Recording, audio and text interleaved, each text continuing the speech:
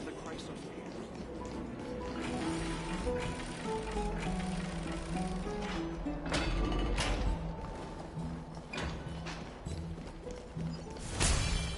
Be more guests in the Grand Baths lately.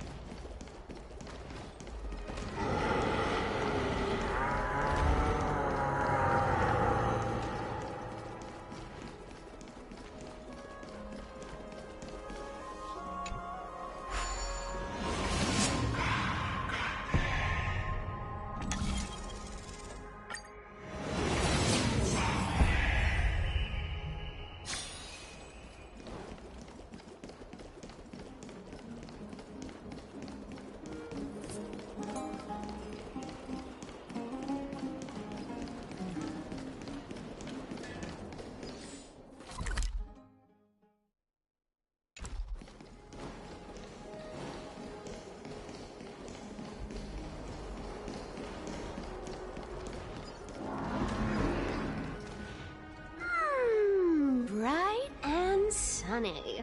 Just the weather for farewells.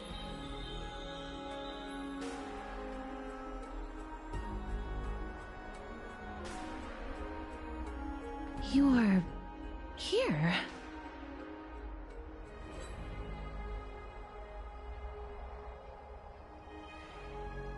Totally. The trio team is the best set up to reach the finals. No need, I already told her. She's fine with it. You sure know how to put me in a spot, Casterus. I need to travel with you, but I can't touch you. What a bother. Sorry. Aw, I was just teasing. Don't take it to heart. Did you know that the legends say you have to put an obol into the mouth of the dead or over their eyes if you want them to successfully cross the River of Souls and enter the Nether Realm? That's the fairy fare for entering the Nether Realm. However, I honestly won't ask you to pay this time. I'll pay. And then we'll just have to go through the motions.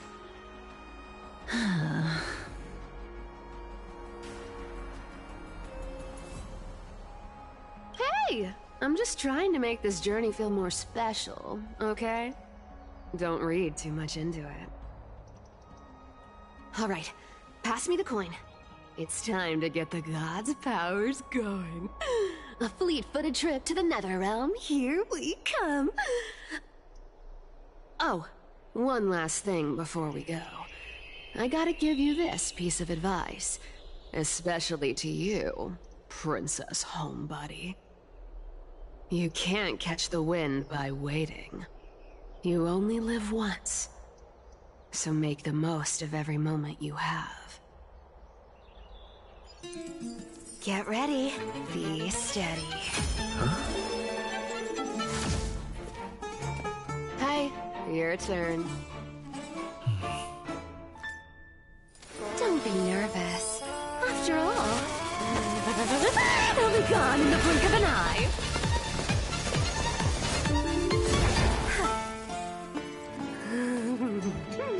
All done.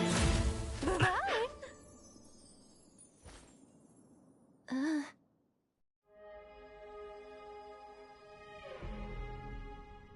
Are you feeling all right?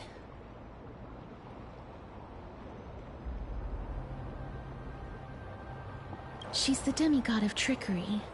When she flips the coin of whimsy into the air, she gains incredible speed that lets her travel anywhere in an instant. Just like how she clearly had no intention of lingering here for even a second longer. We can only depend on ourselves for the rest of the way. Don't worry, Mem's here to help.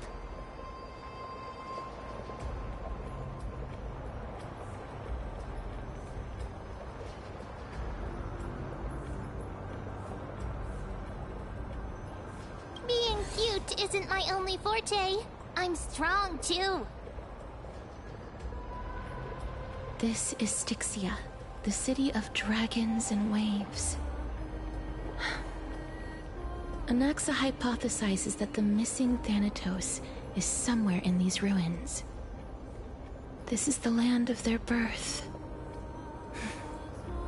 Or perhaps of their death.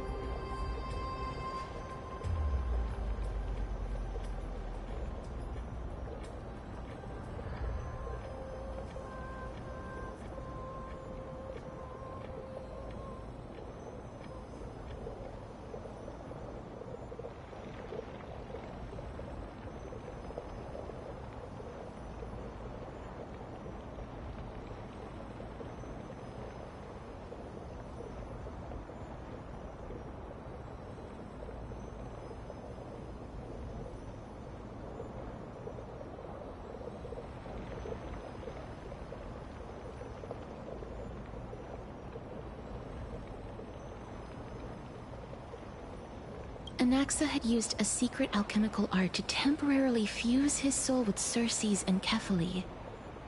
And when he was on the verge of death, he was pulled by Thanatos and caught a glimpse of the flowing river of souls. This alchemy, considered a sacrilegious act, might actually make the souls of mortals and titans attract each other. Even though Thanatos has been missing for 1,000 years, and even their followers haven't been able to find them, perhaps that special attraction could summon them here. Oh, so are we going to use that Philosopher's Stone to conjure the Titan? I guess that's the only way. The only leads we have now are the name of this city and the fairy tale about the dragon. Thanatos is even more mysterious than I am. Indeed. Even one as erudite as Anaxa could only point us to this place, and no further. We will be entering the unknown as soon as we take our first steps. But that won't be the first time in my long journeys. I believe that, rather than standing still, taking action is by far the better option. Perhaps fate might take pity on us today and show some compassion.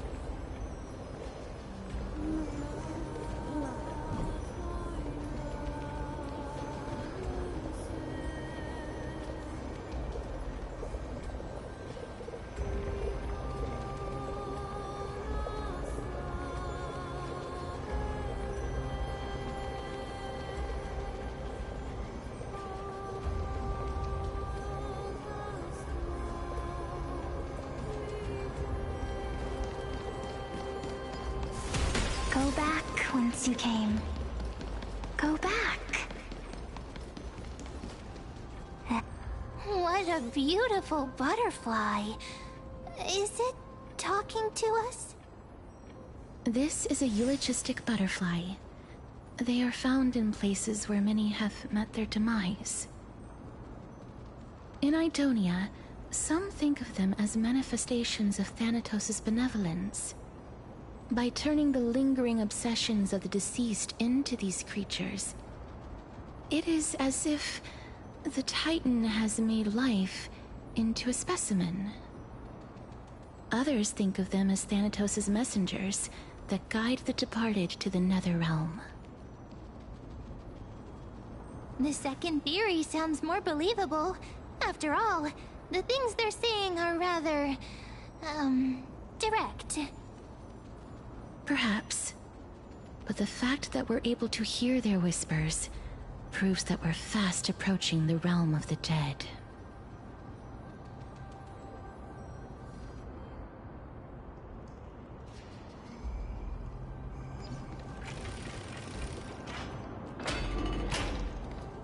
These shadowy figures...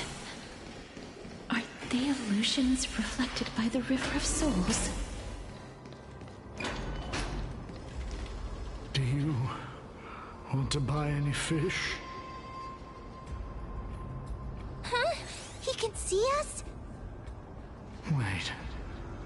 More living people. I'm not selling my fish to living people. You lot are too shameless. Buying fish without paying. If I ever see her again, I will... Could it be that... you're all dead souls that never achieved rest?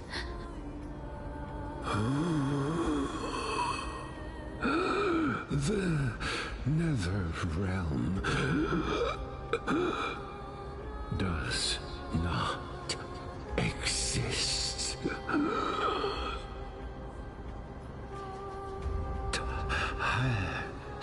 Titan rejects you. Me.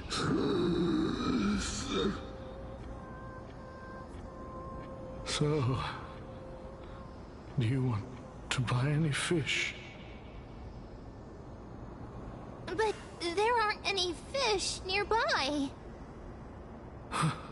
Other fish gone.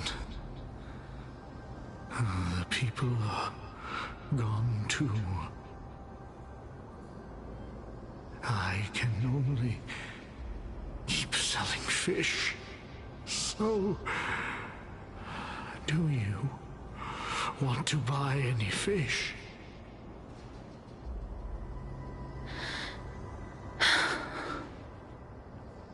Apologies. I don't have much in the way of savings, but perhaps there's another way for me to release you from your suffering. Please relax. May you fall asleep peacefully amid a gentle field of flowers. This...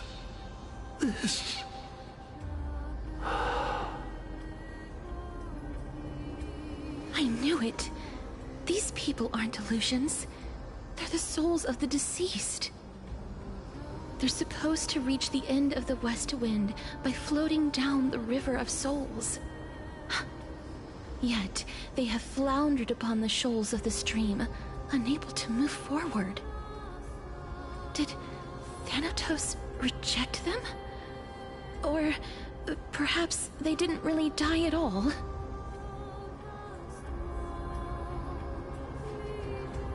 I have no idea. This circumstance is completely unprecedented.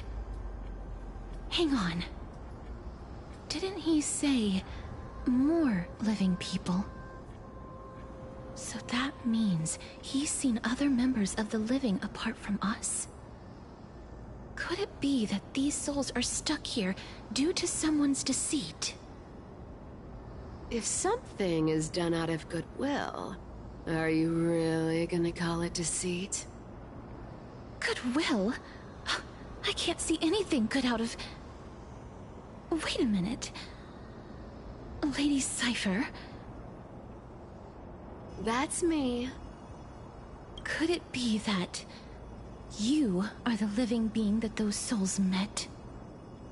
I couldn't take their behavior anymore. So I stole some things here and made up some lies there. Just trying to give them something to look forward to, you know? It's because of vile living creatures like you that we're being misunderstood by all of them. What else am I supposed to do? You can see the mess this place is in.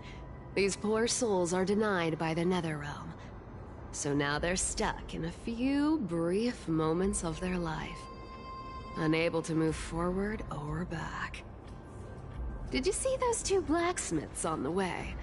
They've been here for as long as the sun's been around, wailing over and over about casting a shield. Styxia is so freaky. Then why have you come back, Lady Cypher? Hey, I'm not here to aid your adventure. I hate water more than anything else in this world. Especially that stinky river of souls.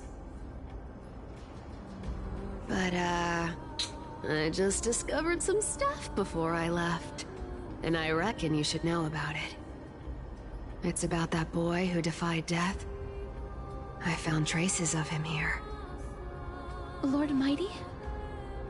Oh, right! That's his name. Well, now you know. As for whether that info is actually useful, that's for you lot to figure out. So long, Princess Homebody. So long, Grey Mystery. Huh? She disappeared just like that? Lady Cypher has always been a free spirit. In any case, she has brought us some valuable information. If Lord Mighty is also somewhere along the river shoals right now, then he will certainly become our signpost. After all, he's different from those wandering souls. He will find his way, even in the realm of the dead. Don't worry, it's time for me to shine. Ornyx's rune of recollection is nearby. Use prayers to return the river to before it got flooded.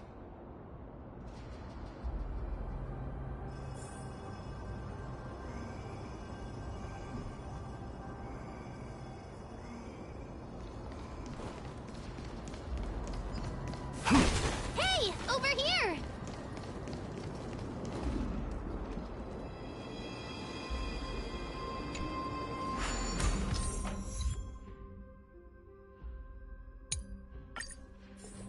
Ornyx's miracle has appeared. Amazing! It's like we're inside a giant bubble. Even the river got parted.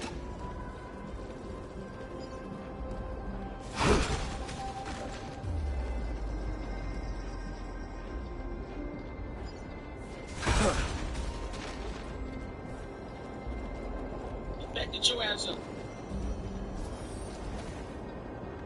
There are wandering souls of the deceased here as well. We must first return to the present before we can communicate with them.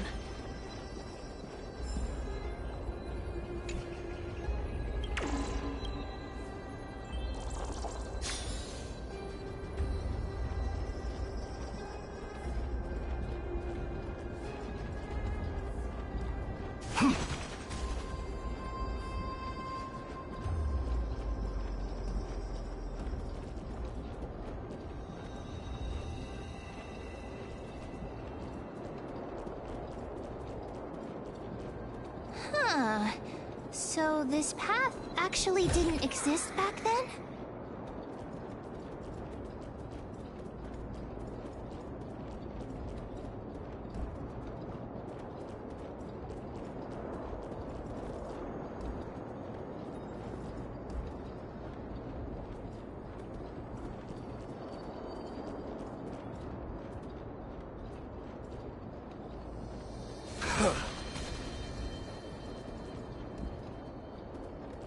Submit or die. Submit or die. Submit or die. Submit or die.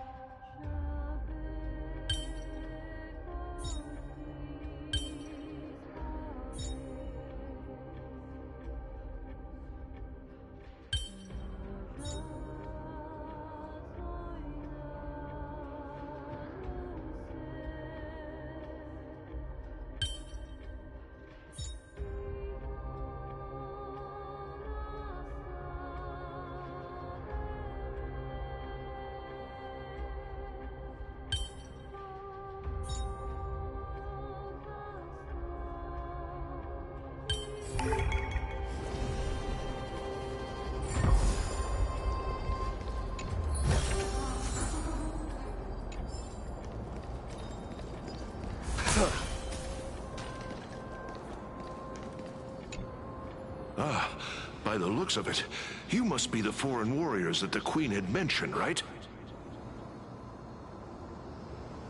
Since the current campaign requires the utmost care, I wasn't able to make time to welcome all of you. Please, forgive me. Foreign warriors? A priestess, a warrior, and a divine beast. You look identical to the blessed saviors that the Queen described.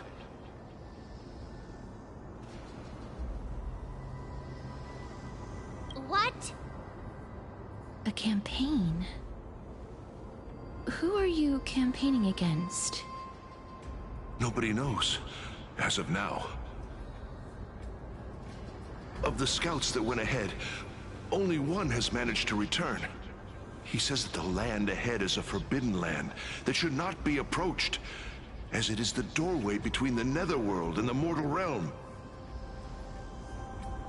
As for the rest of the scouts, they've completely lost their souls and are decaying by the day. While there is still dissension within the city, the scholars agree that this calamity was so unprecedented that it needed to be given a new designation. An unprecedented calamity. Could it be death? It seems that you have indeed heard about this. Well, death is just one of the possibilities. It's too early to come to a definitive conclusion. A world that has never seen death. Looks like these people lived in the era Chrysia before the Calamity Titans descended upon the land. May I ask, where is the scout who managed to come back? So he returned to Styxia. He only had enough left in him to last no more than half a day. However, it was his intel that convinced us to rally together. He said that he witnessed the demonic specter of an evil dragon at that treacherous land. The apparition opened its giant maw and devoured everything in sight, and thus brought Styxia that thing called death. Styxia. An evil dragon that brings death. It all sounds rather familiar. Wait, wasn't this part of that fable? Sir, could I ask how the Queen and Princess are doing? The Queen?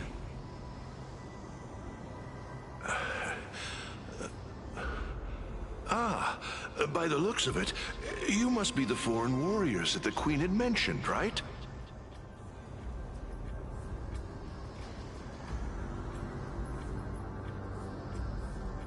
Oh, it's the same lines. Looks like he's still trapped in the moments before his death. Leave it to me. Sir, the war ended long ago. Styxia no longer exists. Styxia is no more?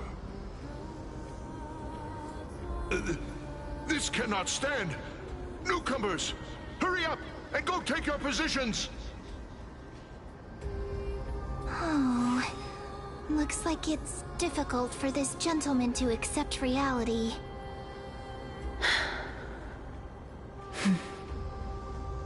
Sir, I am the Maiden of War, sent here by the Queen herself. If you accept my blessing, then today's battle will be smooth sailing. Maiden of War? I've never heard of this. There's little time to waste. Please don't take too long. Don't worry. I'm typically unwilling to prolong such a moment.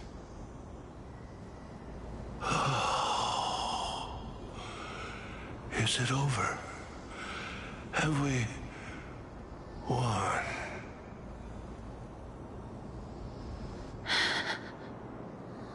Cass, oh, are you all right? I'm fine. I just didn't expect that I would still have to embalm others, even in the realm of the dead. Is this a remnant of his soul?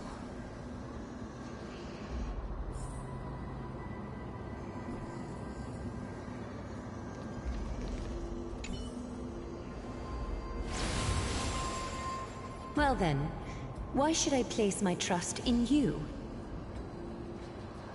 Holy maiden from afar. Wait, this is... I don't quite understand what you're trying to say. Since the prophecy has already pronounced your name as Chrysos' heir of death, Akima ought to treat you as an esteemed guest. However, you seem to have no intentions of concealing your involvement with the Council of Elders, while most likely being aware of my issues against them. I cannot deny your claim. It was the Council that offered this room to me, and they had only one request. They want the curse of death to be completely subjugated to your will. I was agreeable to that request. But why? I am unable to rid myself of this innate curse. However, from this day onward, I shall use it according to your will. I will never make any superfluous moves on my own. I see. So that is how they plan to control the Flame Chase journey. They have shifted the heavy responsibility of granting death over to me. If I ever become obsessed with executing people, they will then have ample reason to terminate the Chrysos heir's journey. And yet, you seem to not mind. This is quite surprising to me. That's because the fate that we were born with is a burden far heavier than that of an individual's life. I've woven many unforeseen events into the tapestry of fate. This is but one instance. Tidy up your precious garments and come with me. Akima welcomes you, Casterus.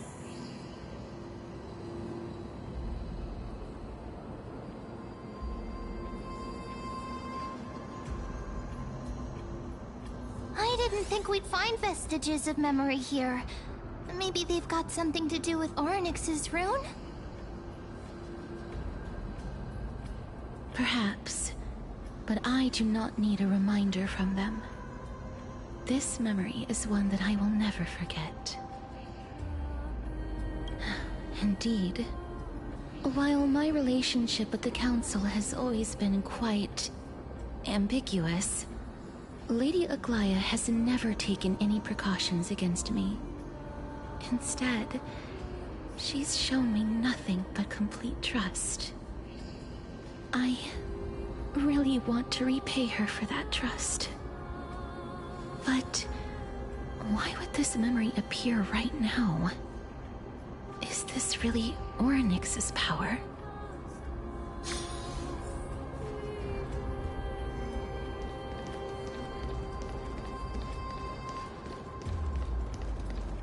Could these dead monsters actually be... If Lady Cypher is to be believed... Why are the Black Tide monsters here too? Can they swim in the River of Souls? Even Thanatos wouldn't be able to accept Black Tide monsters into their realm. These traces seem to suggest that anybody who trespasses upon death will pay a heavy price. Since the realm of the dead must remain peaceful, it's imperative that we rid the place of such discordant noise. Please stay back. Let me deal with these enemies.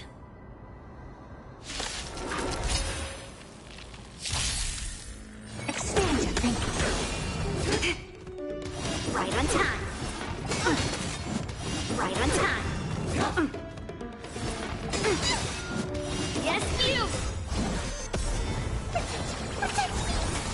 Severing mountains! Burn it up! Now accept your punishment. Open sesame.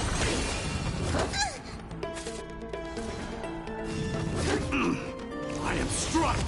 Burn it up! Get them! Strike!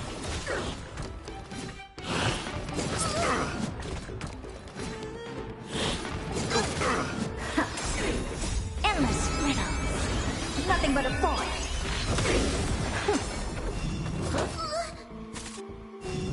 So feeble. Forever doomed!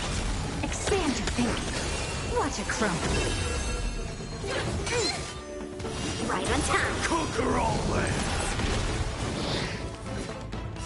Fiends or devils, I'll crush them all!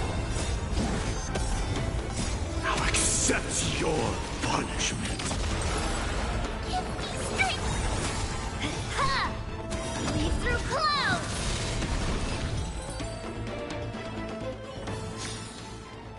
Winds of battle never cease. The path ahead is blocked by the River of Souls again. In that case, let's go back to the past. This miracle sure is handy. This is yet another If Don Hung was around, he'd definitely be able to raise the waters of the River of Souls into the sky. If Lady Hycelens was still alive, I think she might be able to do that too.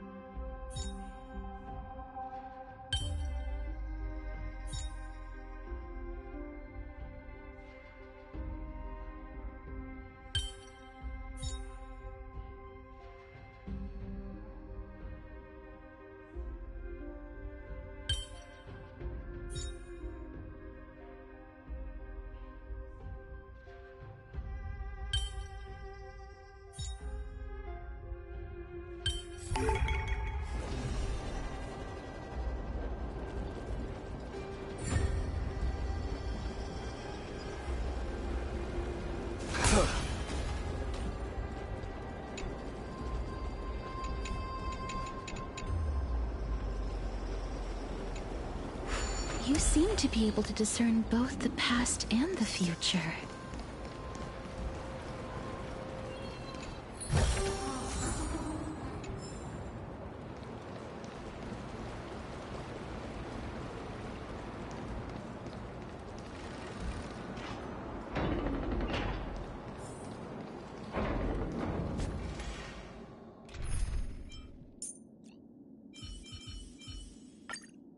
Are you going for a quick victory this time, too?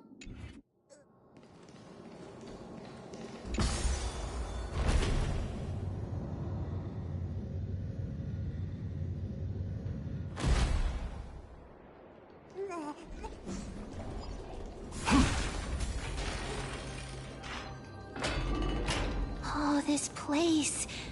Must have been a beautiful courtyard in the past.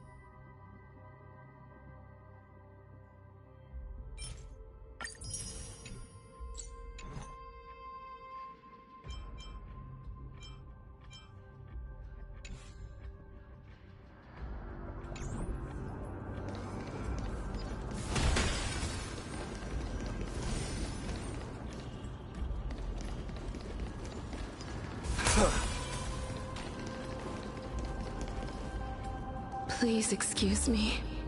I am but a scholar from a distant land who had the misfortune of falling into the River of Souls and turned into a member of the dead.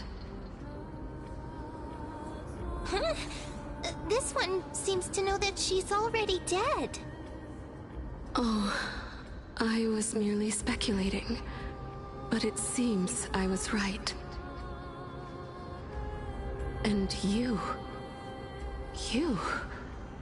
I recognize you. You're the Holy Maiden of Death from Idonia, right? I'm sorry. I cannot bring you back to life. However, should you desire it, I can end your prolonged limbo. I'm well aware of that. Even if you were able to revive me, I would never choose that option. That's because I didn't fall into the River of Souls by accident. Instead, I leaped into it to seek my death. Why? If you could see the life I've led, then you would not reproach me so. My life was far too miserable. But I did not expect things to stay the same even in death. What a joke! In escaping my mortal life, I've entered a millennium of pain instead. Circe's above. What cowards humans are. For we fear both life and death simultaneously. I'm sorry. I am also powerless to answer that question. That's all right, Holy Maiden. At least you are able to respond to me. Please, grant me death. Cersei's above. Does this count as thinking till the moment I die? I have seen too many farewells. Her distress is quite commonplace. There are those who will end their lives over what seems to be the smallest of worries. For some people, this power that I possess is a blessing rather than a curse. But I never managed to convince myself of that. Cass, are you still trying to create a world without death? Yes, because when placed under time's vast scales, there is no worry in this world that cannot be solved. This is a wish that I've held for almost a millennium. My mind might have changed once upon a time if people managed to strike up a friendship with me. But I've never been more firm in my conviction. Now that I've learned about your near-death state, it is my duty to wipe death from the face of this world.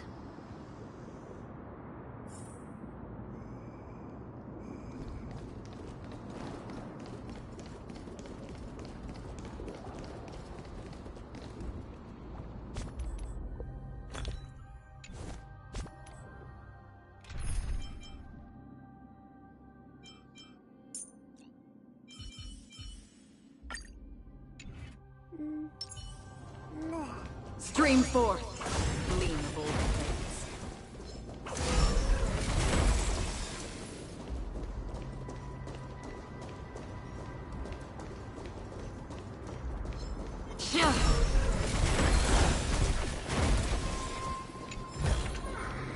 Don't forget to let your friends in on the action.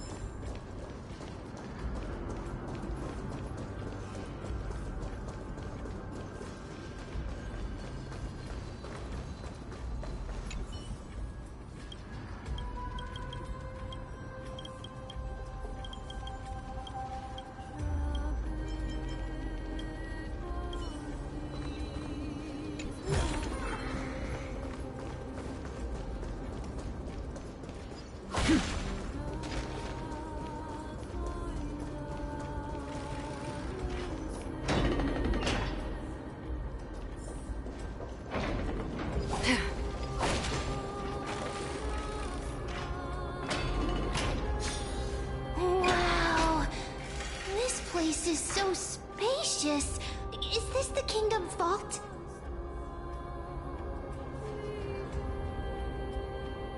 That's fine and all, but we need to lay down some rules. We're not gonna return to the past to steal things. Do we need to enter that doorway to climb even higher?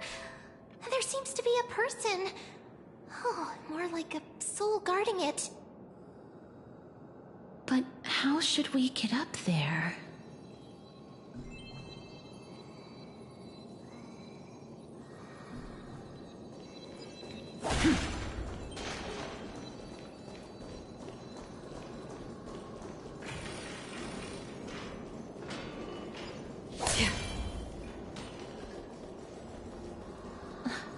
The path is blocked yet again.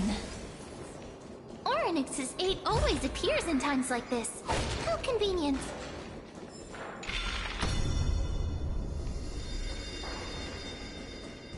Look, there's even a platform lift over there.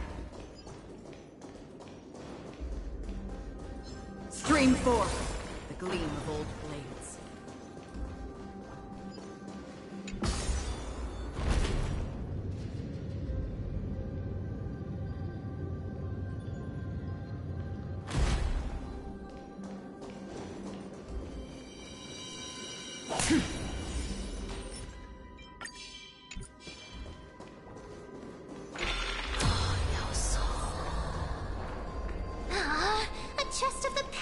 been left behind, but none of its treasures remain inside.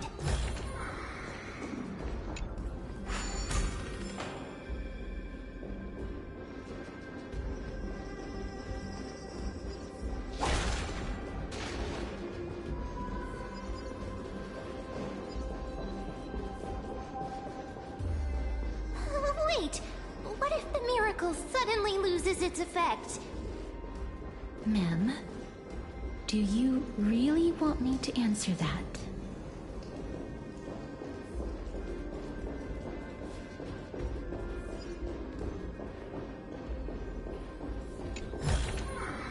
Seek, and you will find.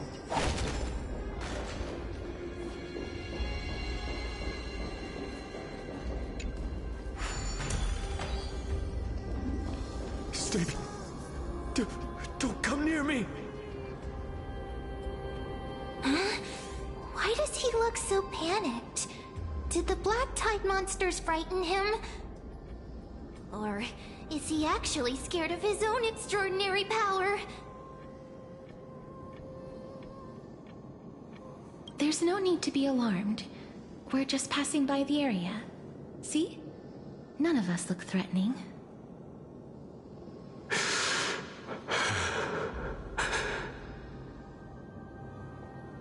You have a point. Although... while this might once have been the royal vault, it's since been plundered empty. So please go away right this instant. You've misunderstood us. We simply heard your shouts as we were passing by, then decided to come over to find out what happened. My goodness. Did I really yell out loud? How rude of me. I'm sorry to have bothered you. I merely saw a warrior. While that spirit didn't harm me, his blows really packed a hefty punch. A warrior? Could it be... Wait a minute. You seem to be quite different from him. Are you actually alive? How can you walk around here while alive? It's a long story. We're here to seek an audience with Thanatos. Thanatos? Who's that? Is it possible that he's also living in the era before death descended? Death? Could it be that you are here to defeat the evil dragon Pollux? Pollux? Is that the embodiment of No. Death? According to the warriors under the Centurion's command, that evil dragon has been dead for quite a while. The curse that condemns people to death didn't originate from it. But they saw a girl within the dragon's embrace, and she is the true Reaper.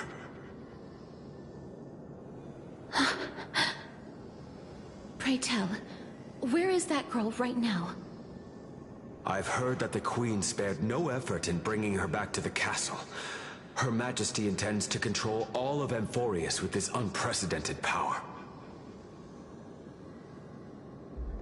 As for whether this rumor is true, well, no one knows. You have my thanks for the invaluable insight that you've given us. Please, treat this touch as a token of my gratitude. You... are you...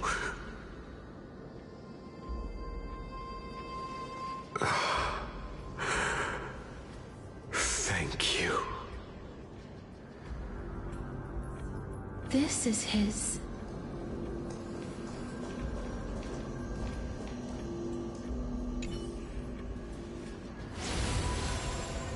Then you granted him death? That isn't like you. You would have refused even if I commanded you to do so. don't know. I did it out of sympathy, believing that I wouldn't be racked with agony, but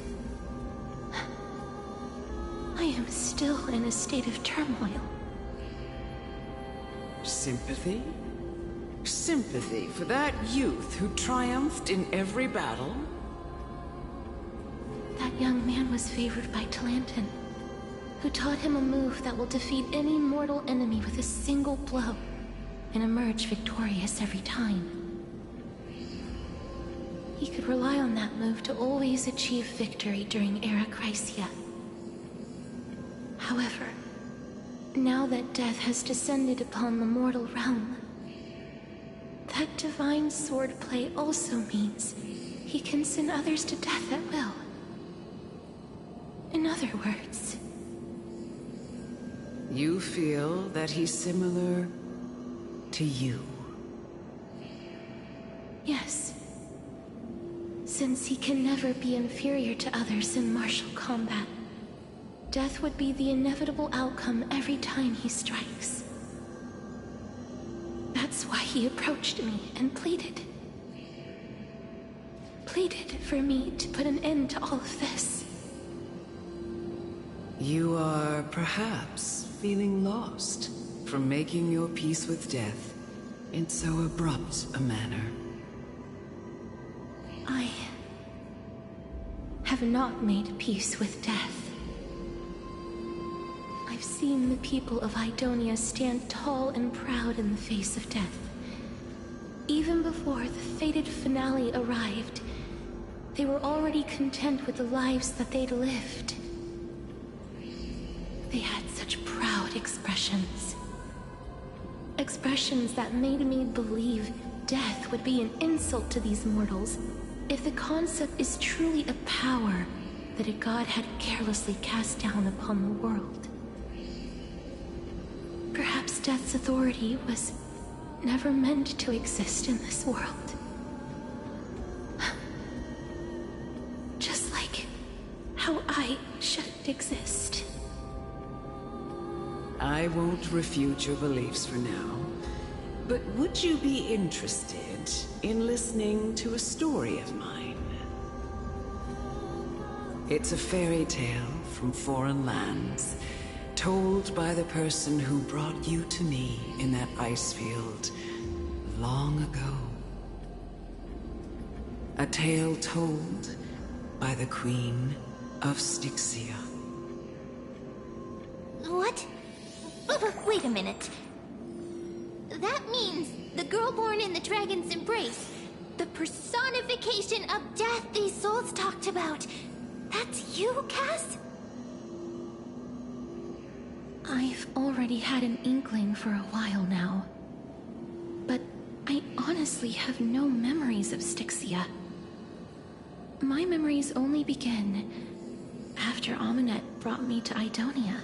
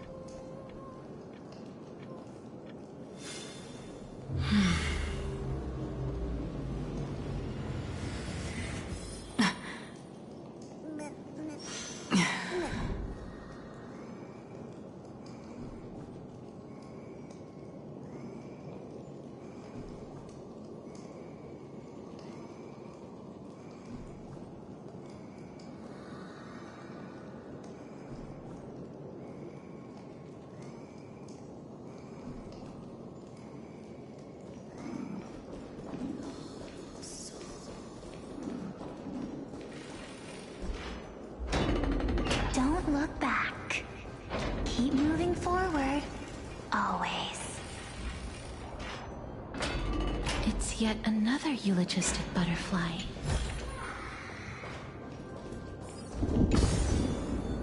Oh, this is...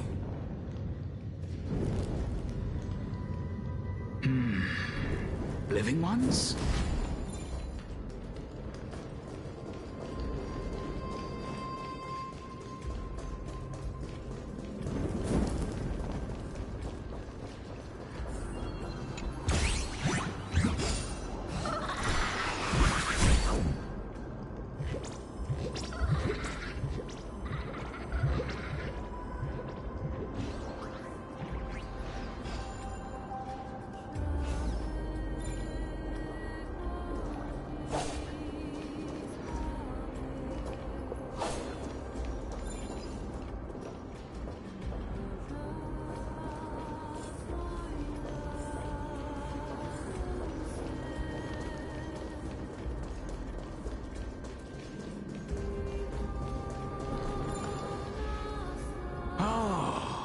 Could you be the scions of Styxia?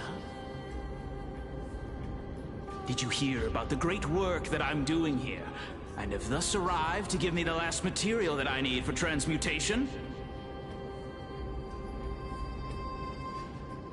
Great work? Have you heard of the great name of Pollux, perchance?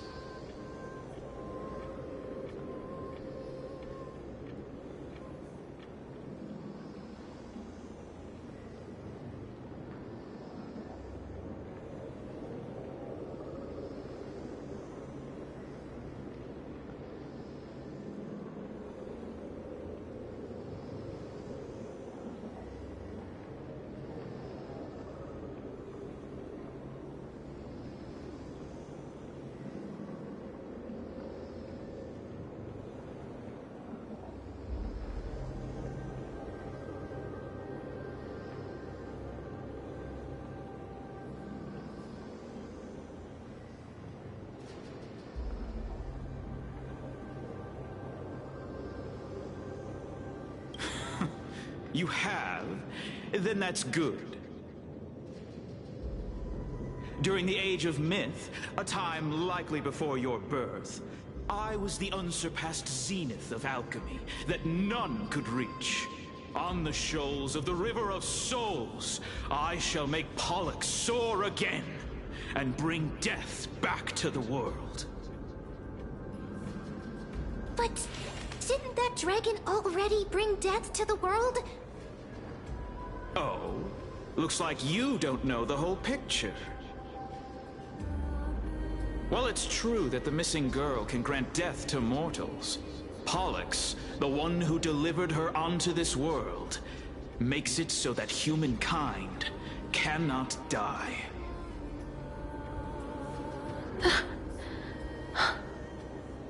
So, it's just as I feared.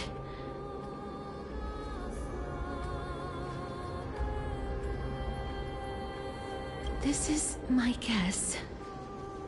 The deceased are supposed to drift down the River of Souls until they reach the end of the West Winds. But this River of Souls was blocked by Pollux's fall. That's right. That's why it's imperative that I bring the dragon back to the mortal realm and make it soar the skies again. I have long since prepared my alchemical matrix in the tower. Although, I am still missing the most crucial material of all. That final ingredient, the final sacrifice, is none other than the girl who lives out her days with death. Huh? What's going on? You didn't touch him, did you? I know that I am no longer capable of carrying out that task. Take this, all of you, and please fulfill that great undertaking on my behalf. This... We had been inebriated in Fagusa's feast for too long before we began to seek divine bestowed death, so that we could be freed from the whims of fate. However, that brought doom upon us. Instead of summoning a supreme god, we encountered a monster that cut off the River of Souls. That detestable dragon Pollux denied all the dead from the gates of the Nether Realm. Unable to rest in peace, these departed spirits engulfed Styxia like a roaring tide. As a result, my city and its people no longer exist. That child is the only person whom I managed to save. Born within the evil dragon's abdomen, she has possessed the talent of death since her birth. She must have been granted to us by the gods as a chance for us to atone for our sins.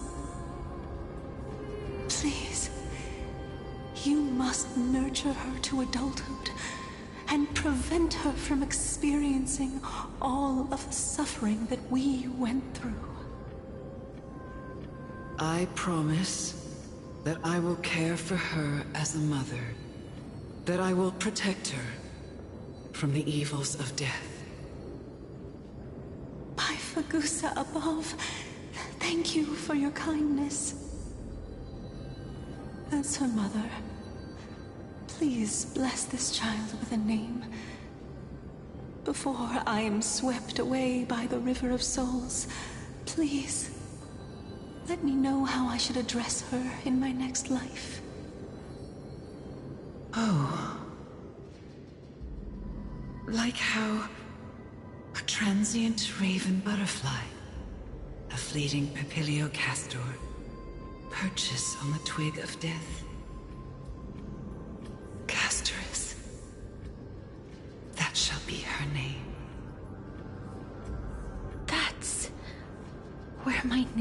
comes from? The sound's back. What is making that ruckus?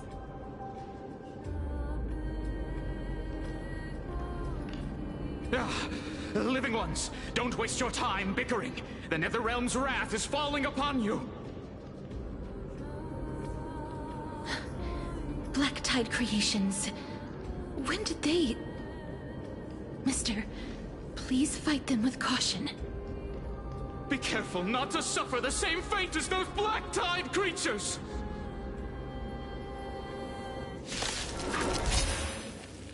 Everyone, hide behind me!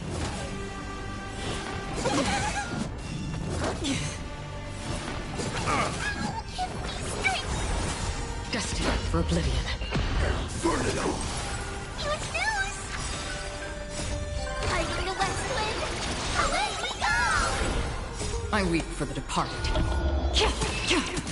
It too shall fall.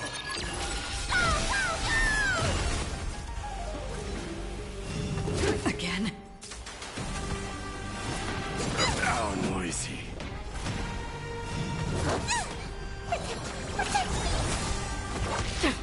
Forever do! Through my blood, burn it up! How familiar. Fiends or devils, I'll crush them all! I'll accept your punishment. Oh, there's so many of them! How are we holding up? Again? Get them! On the still waters of oblivion. Forever do! Conquer all lands! Hiding the West Wind! Away we go!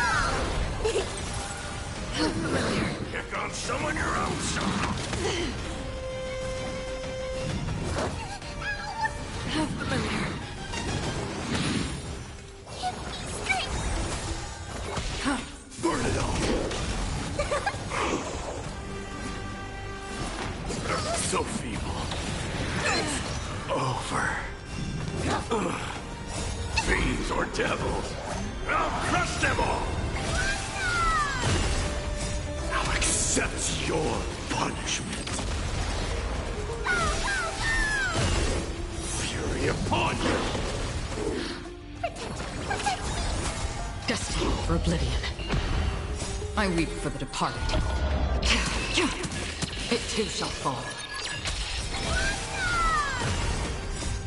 Hiding the West Wind! Away we go! Forever do! Huge news! So How familiar. get there! Burn it all! Conquer all lands! On the still waters of oblivion. Forever doomed! I'll accept your punishment. Here. Our souls. For the feast of strife. On their triumphant return.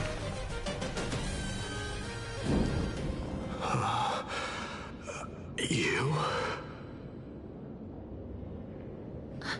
Lord Mighty?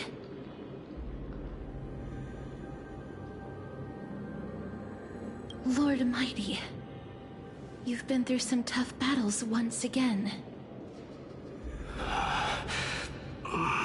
That black tide is endless. My death is only temporary.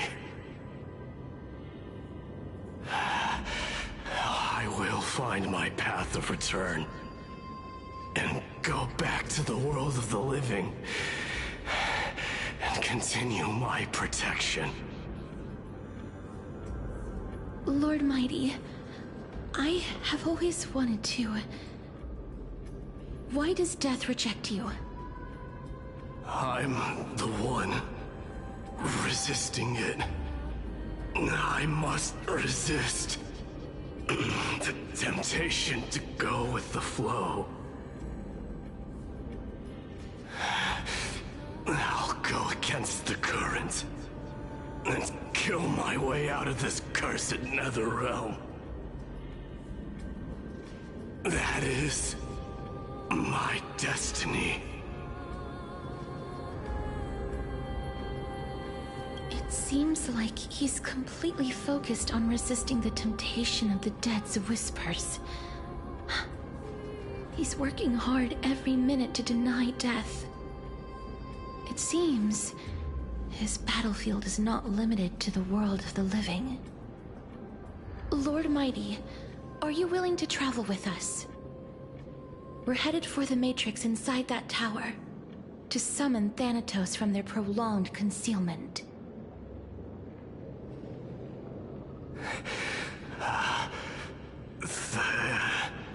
Thanatos. Challenge. Death. That's right. If we can work together and defeat them, you won't have to be troubled by the curse of immortality any longer.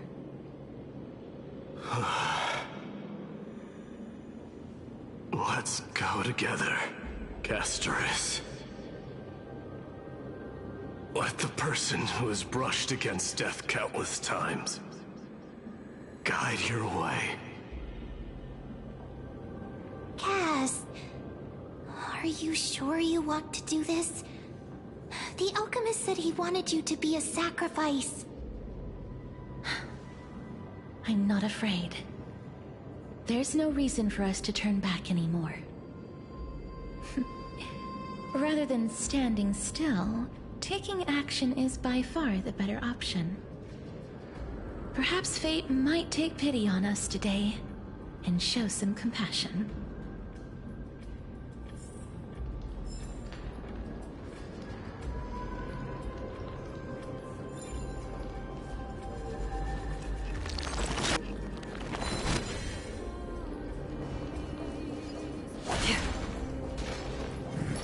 Stream 4.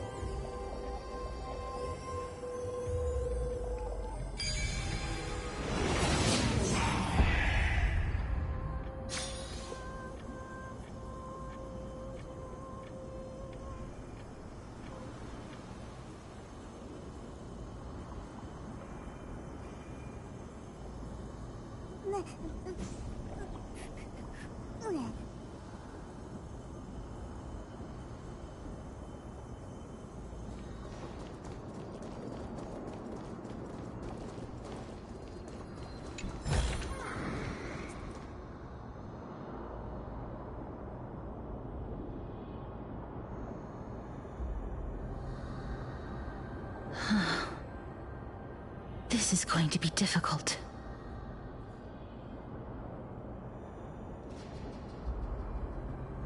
I'm familiar with this kind of mechanism.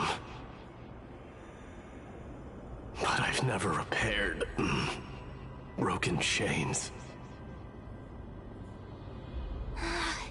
If I was more powerful, I would be able to carry one person with each limb and fly the four of us to the other side. The Rune of Recollection is here, but I can't find a miracle orb anywhere. So weird. Oh, could it be in that collapsed tower in the distance? It's still up to me to step up in a crisis. Wait here. I'll go check things out.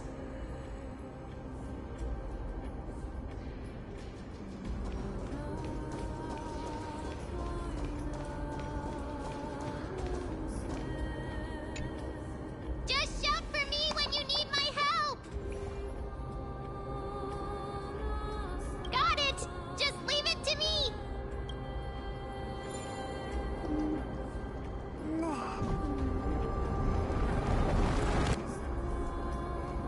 Mem did it. The pink squirrel is very smart. The miracle's range is limited. Please come a little closer.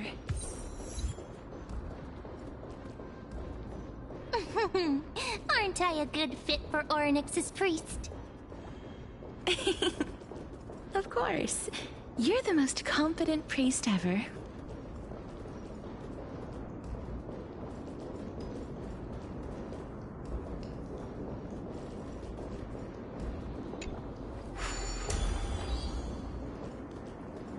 The alchemical matrix should be behind this door.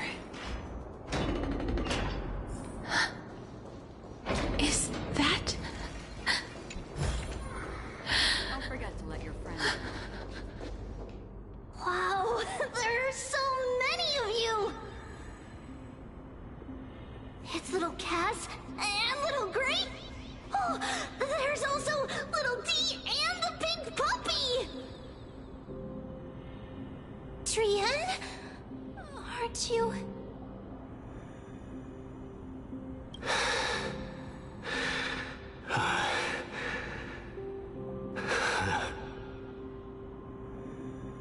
This is the first time I've encountered a deceased friend while going upstream in the River of Souls. It really works like this. Just like the other departed spirits we've encountered along the way. I'm also unable to sense the aura of the living on Lady Trian. Yup, you're right. Trian already knows that she'll not be able to return to everyone's side. But Trian believed that little Cass would eventually return to the Netherrealm. So, Trian has been standing here, at this spot closest to the world of the living, and waiting for little Cass. Oh. It must have been very tough for you. But according to what Trian said, we're almost at the entrance of the Netherrealm. Trian promised Trevi and Trinan that when little Cass got here, Trian would get the gift ready and be the first person to run over and welcome you. So, little Cass, don't cry. Please, accept this. We finally finished it! This is what Lady Trevi once mentioned. The gift for me that you didn't manage to finish. The Holy Maiden of Janus. Even when separated by life and death, their thoughts are still connected. Trian spent a lot of time drawing this. Trian hopes that little Cass likes it. Seriously? It's seriously a wonderful drawing. Lady Trian.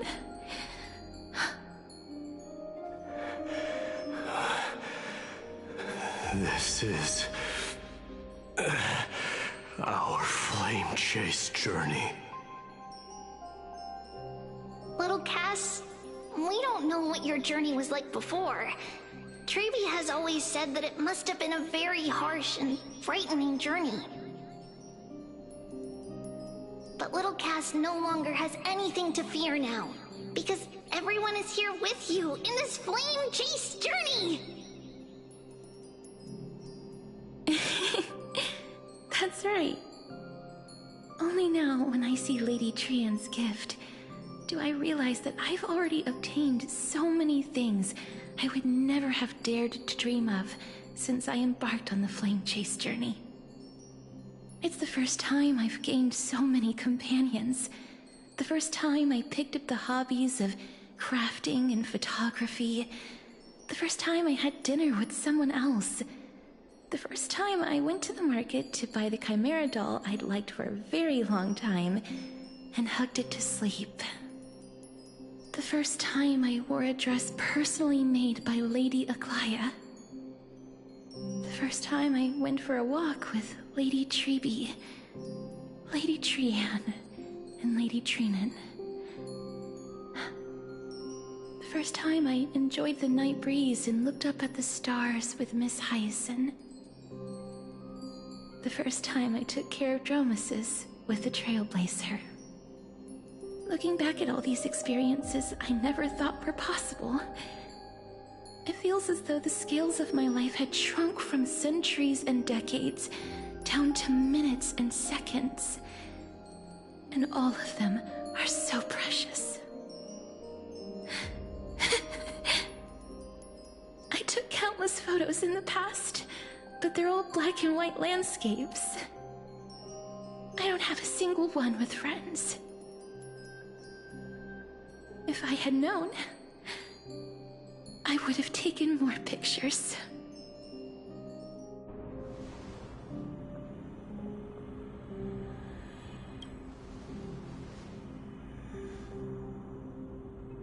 Trianne says yes!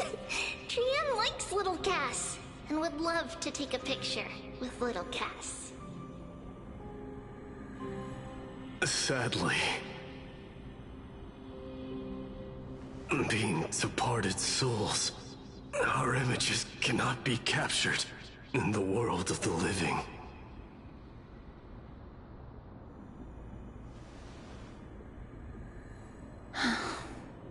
I thought so too.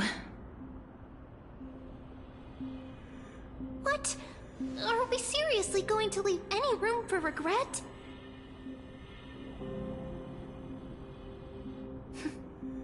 There won't be any regrets. This vivid drawing surpasses any photograph from the world of the living. Little Cass smiled. Treeby, Trinan, and Trianne's wishes finally come true! I remember you once said that fate is not the flowers that bloom at the end of the road, but where people tread beyond the gate. Now, the path that belongs to me is about to reach the end. Thank you for bringing me the final key. Key? Little Cass, why are you talking in riddles all of a sudden? I have a feeling that soon, this gift of yours will become the key to saving Mister's life. Wow, that's amazing! Then keep smiling and carry on bravely! Little Cass, Little Gray, everyone, see you tomorrow!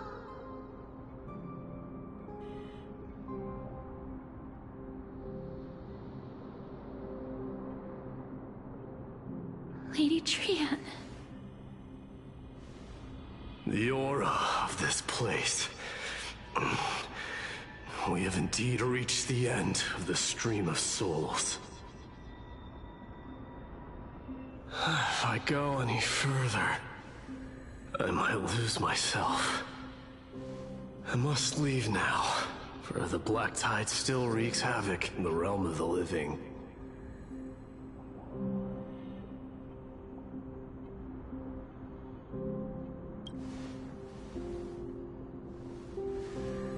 I have broken free from the chains of death countless times. This time will be no different. Castorus, will you fulfill your duty for the flame chase?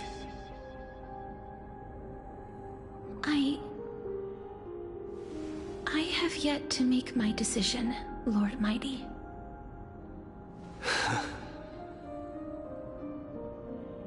No matter. Make the choice your heart desires. Even if it takes 1,000 years of waiting. I will continue to fight till I die. Then rise from death. Till the miracle descends.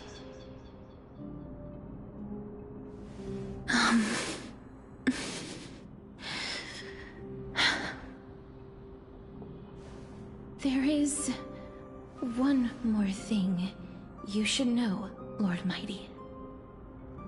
What is it?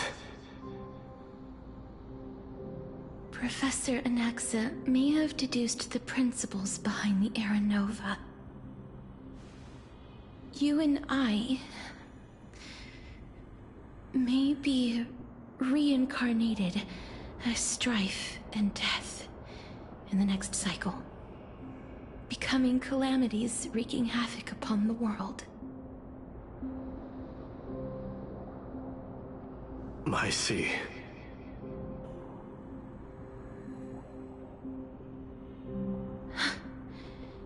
Is that all? Are you going to accept such a fate without complaints? Do you have a strategy to shatter the shackles of our fate?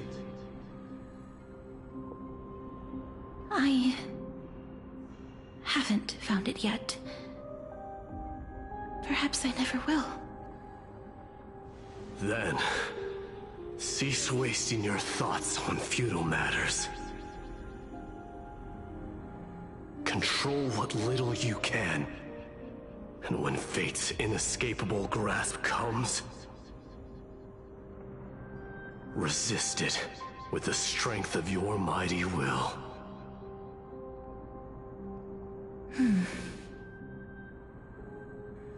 Thank you, Lord Mighty. I will find the right decision.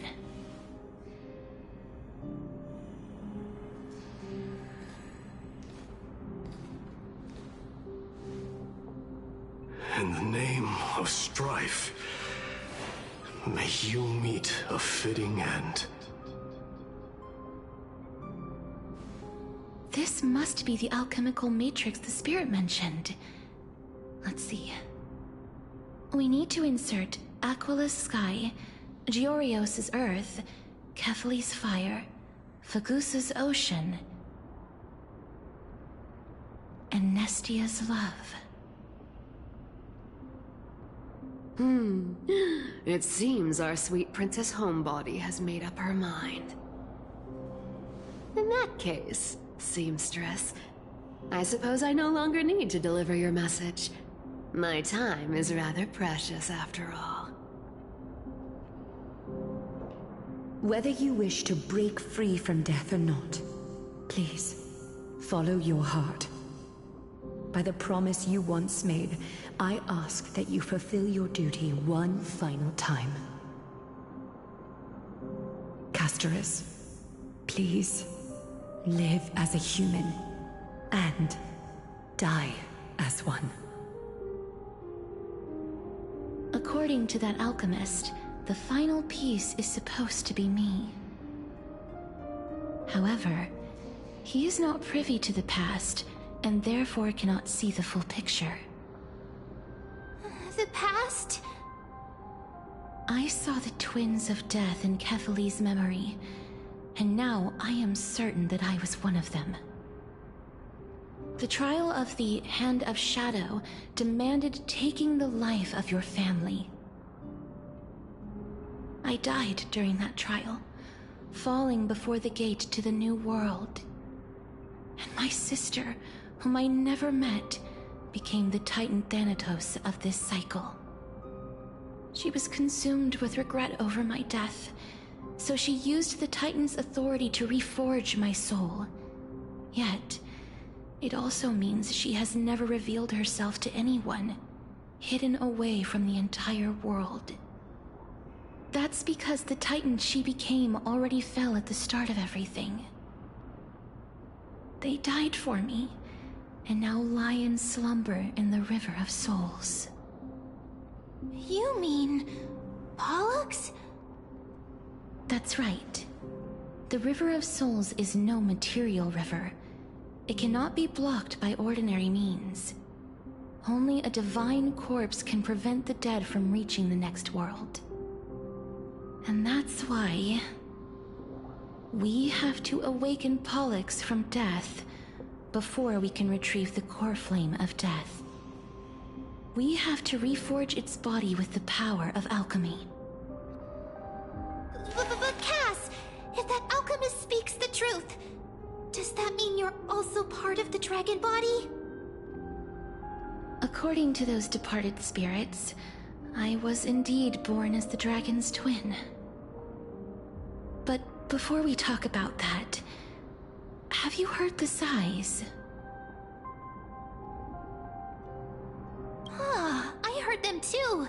So what are those? I think it's probably the sign of Pollux's wish being fulfilled. They must have realized how heavy a price they'd need to pay when they used their divine authority to resurrect a dead woman. That's why they exerted every ounce of their strength to send me to Styxia, a city that called for death, a land where none is hostile to death.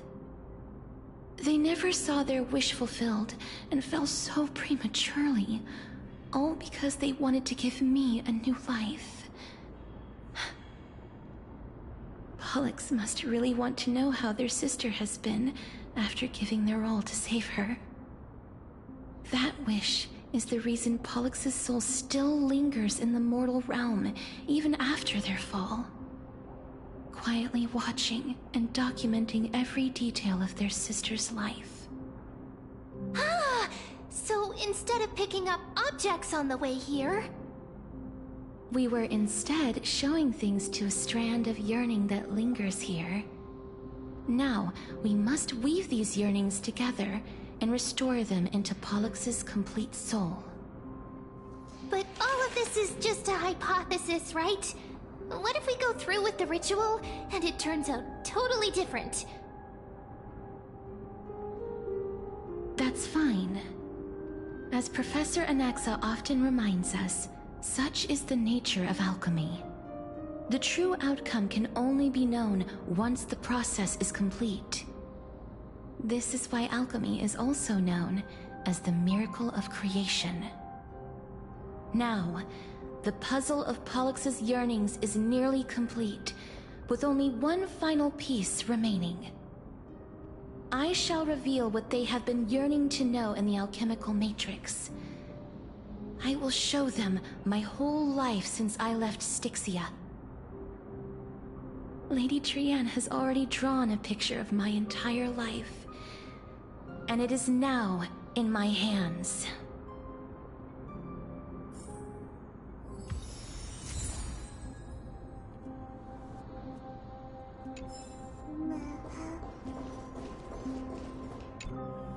Then, let the ritual begin.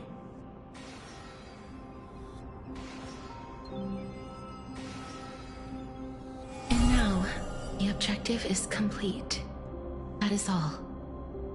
Such is what Professor Anaxa always says after preparing for an alchemical ritual. And now, Pollux, I shall lift you from the river of souls and reforge your soul. Perhaps you will be disturbed by this, and your body may become horrifying to behold. But if even the slightest trace of your soul remains, the soul that once ferried me to this side of the shore, then please, look at me. I wish to thank you in person. I have obtained everything you sacrificed your divinity for. Lady Hollinette. Did she recognize you? Oh, she must be the first soul we can communicate with here, right? I'm afraid she is just another spirit trapped here, like the rest of them. The only difference is that I was there when she died. Please, go on. I'm listening. Are you about to tell the story of Styxia? Yes. You're just as smart as I imagined, but... never mind. Now's not the time. There's no need to worry, Elder. Take a look around you. You're already at the resting place of the dead. The world of the dead. But how? I understand that you chose to remain silent about the story to protect Casterus, the girl who coexists with death. But you no longer need to hide that story. I can assure you that you have protected that girl's life well.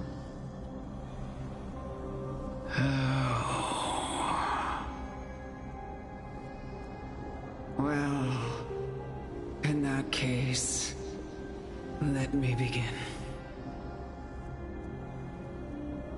Styxia, the pearl of the ocean, plagued by unwarranted calamity and ravaged by death in the fairy tale. It was the first city-state to shift their faith towards death, even before Idonia did. From where you stand now, I suppose that's a bit hard to believe. Right? Indeed. I cannot imagine that those from the era Chrysia, blessed with eternal life, could ever yearn for death. I have pondered the same question, child. But I am afraid there is no clear answer to it. Journeys and epics are only glorious and magnificent because all things eventually fade to dust. That's how someone once explained to me why death is necessary to the world. But I still can't take that as the final answer.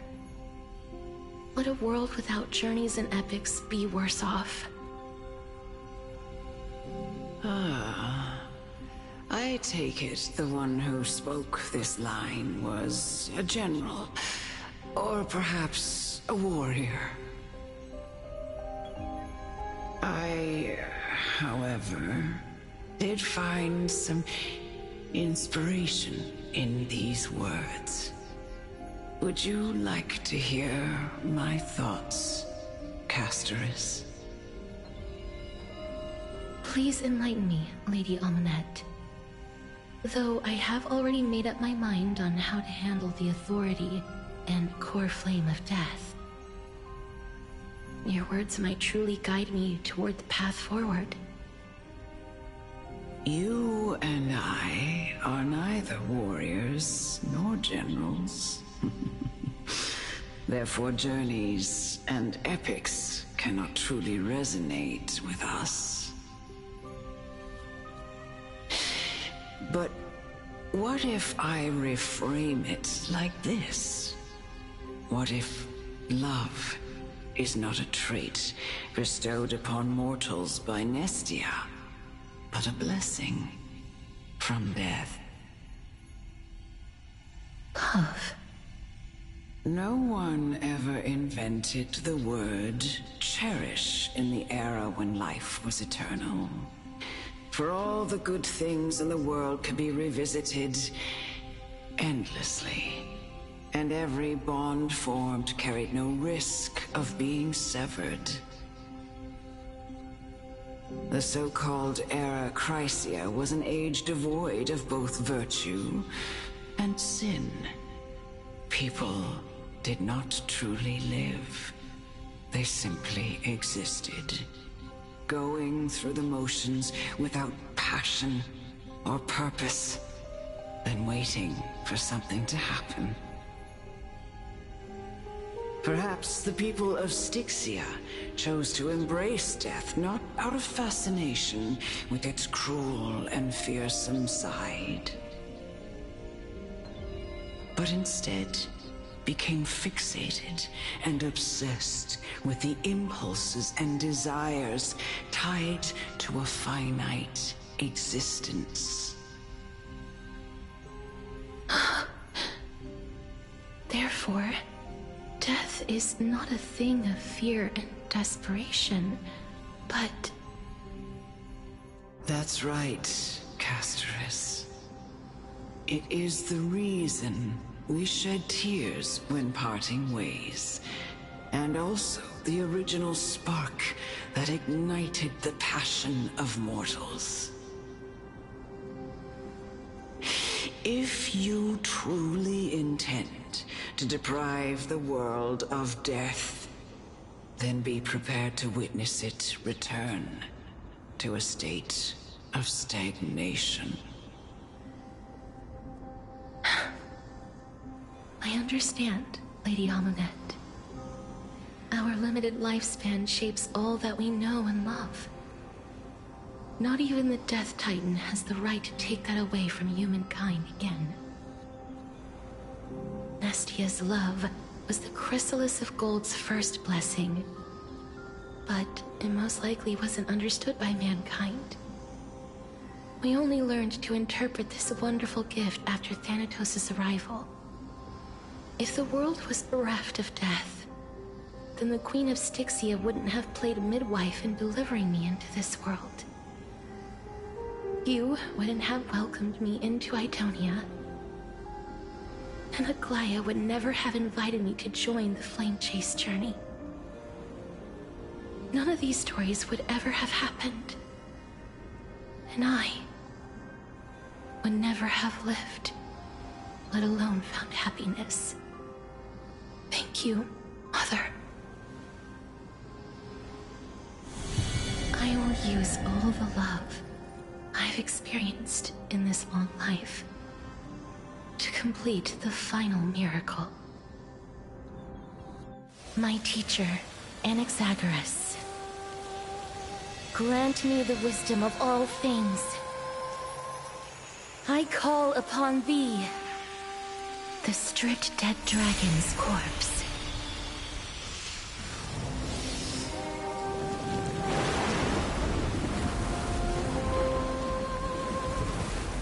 Rises from the earth, falls from the sky.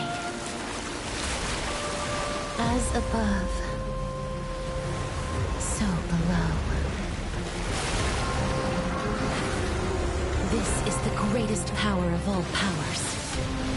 Unstoppable in this world.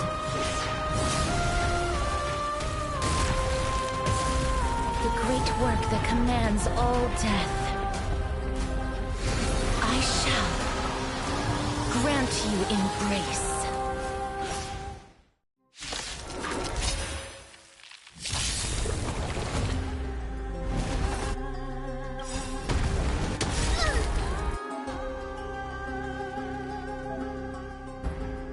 It's coming.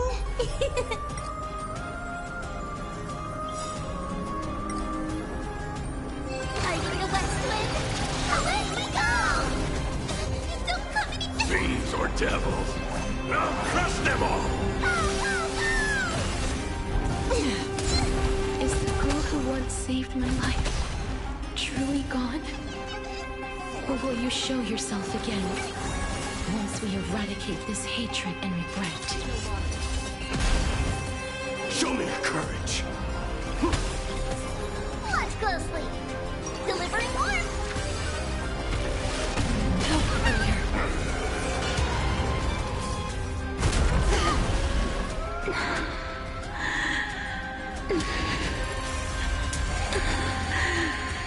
And I know you're anxious. Shh. Don't be afraid. Protect me. We like Another journey you. begins. I weep for the departed. It too shall fall. Forever do it! Again. Is it coming? Hiding the west wind. Away we go! Here goes some of your own. Dying soul, now accept your punishment.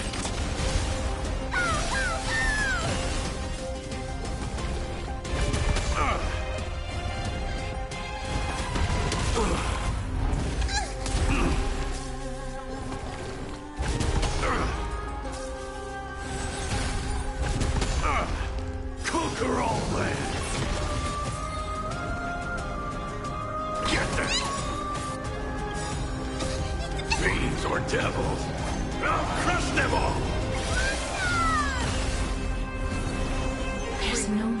to weep in grief, I will grant you peace.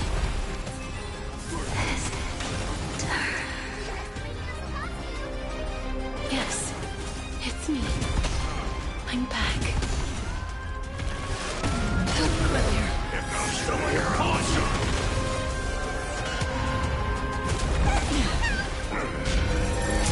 Be careful.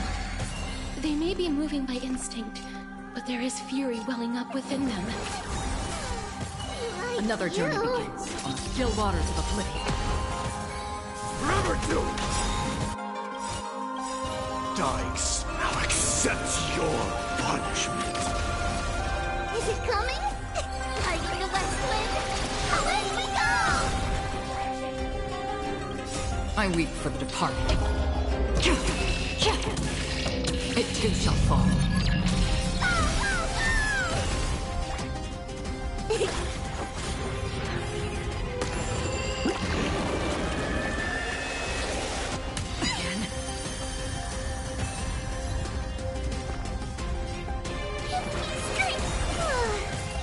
Free will, or was it? Burn it all! Again? Conquer all lands! Familiar.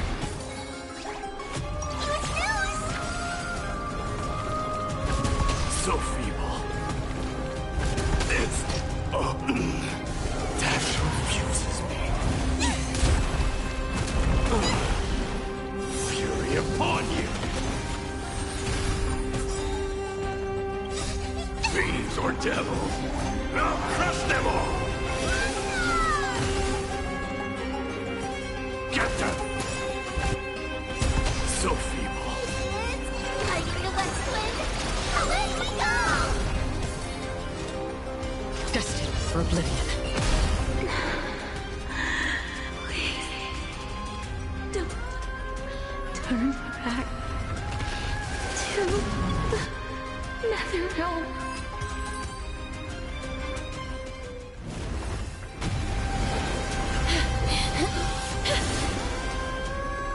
Oh, death. Sleep in peace.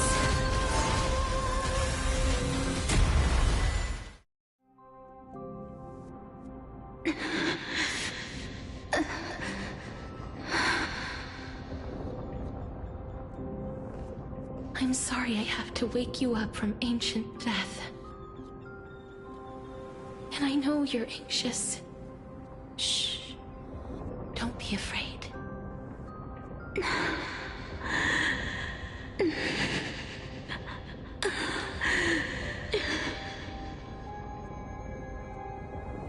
Do you remember me? I'm the girl you once carried across the Sea of Souls.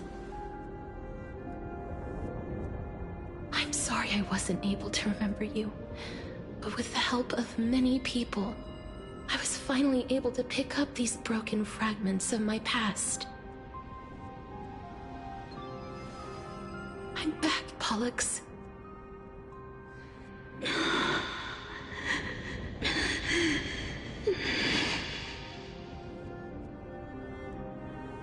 I know this might not be what you wanted.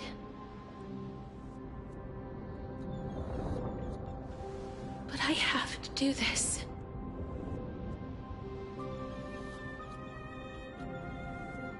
So please, carry me across the Sea of Souls again and return me to the Netherrealm, just like you did in the past. Please take me to where the core flame of death rests.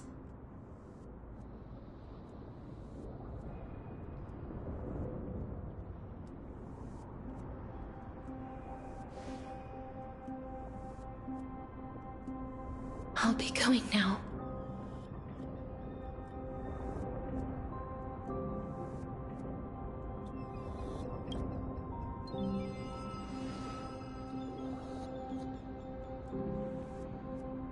They may look scary, but as long as...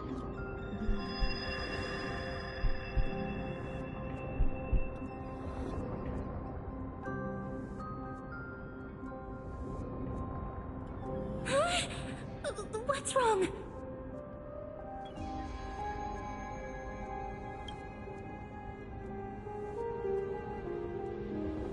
Are you... What's wrong with him? His time is almost up. If I don't go now, I'm afraid his soul will return to Thanatos' embrace before me. What? Oh no! Is there anything we can do? Don't worry. I promised I would ask Thanatos for the Trailblazers' right to roam the Earth again. Mem, stay here and keep a close watch until I return, all right? All right. I'm the best at taking care of others. Go on, Cass. Make sure not to leave yourself with any regrets.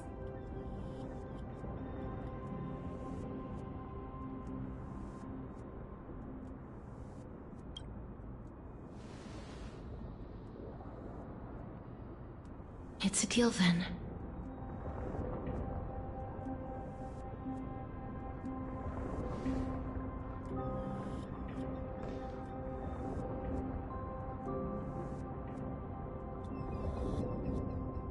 Please.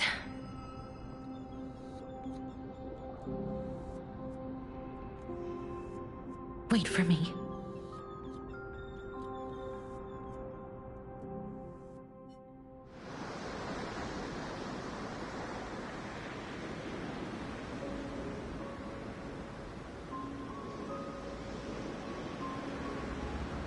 After all that, you still ended up back here.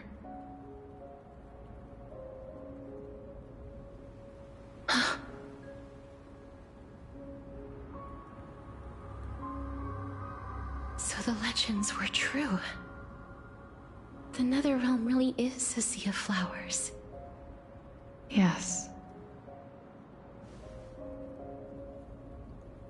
Just like the flower fields we tended to back then. Is that you, Plexia? Do you remember me? I don't have the memories from that time, but I've seen you before during an experiment. I see. Call me Thanatos, then. It'll be easier. However, since you recognize the name, you must already know everything about Thanatos, right? Yes. I'm here to reforge the order of life and death in Amphorius.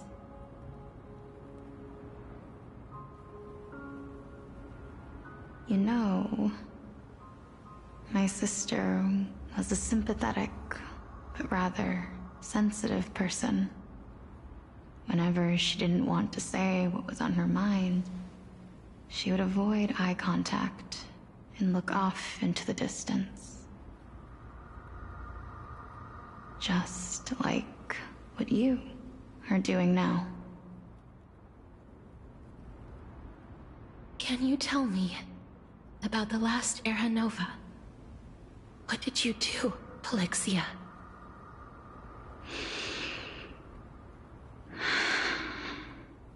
Where should I begin? I suppose we can start from the beginning. A long, long time ago, there were a pair of like-minded twins. As foretold in the prophecy, they were chosen to be successors to the god of death. But fate was cruel. The price of attaining divinity was to take the life of a family member with our own hands. That trial was indeed recorded in that memory. Then you should already know that my sister voluntarily gave up her own life. so that I could ascend as the demigod of death. But I couldn't accept that. Why did we have to kill each other for a future she'd never see herself? That's not fair. So, while weaving the laws of the new world, I shattered the forbidden bottom line for life and death. I reshaped my sister's soul and took the form of the great dragon Pollux to carry her up the River of Souls and back into the mortal realm. But our fates were already decided and manifested in unexpected ways in response to my futile actions. Aging is an unbreakable law of nature laid upon humankind, created at the same time as death. When the living die, their souls will meet Thanatos, who would determine where every soul goes.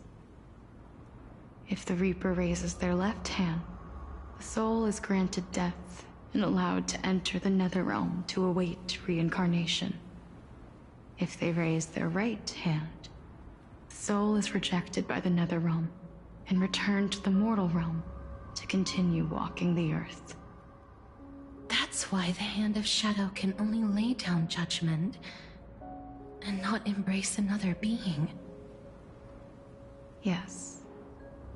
Death was originally a pair of hands, but they were split in twain when we reached the mortal realm, never to touch each other ever again.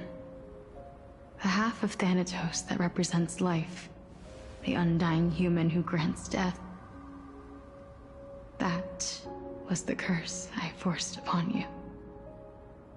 Then, what about you? As the half of Thanatos representing death, I shoulder the fate of defying death. I died the moment I entered the world of the living.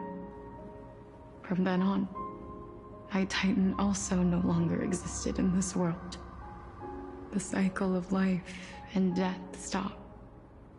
Souls were denied their audience with death, and were left stranded within an ever-rising river of the dead. What irony.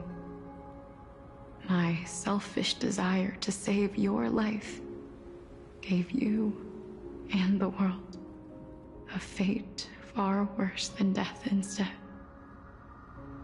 Then, what was left of my reason was left behind in the Netherrealm, where I've been taking care of these flowers day after day, until there is now a sea of them, all while mulling over the subject of life, death, parting, and enduring in endless loneliness.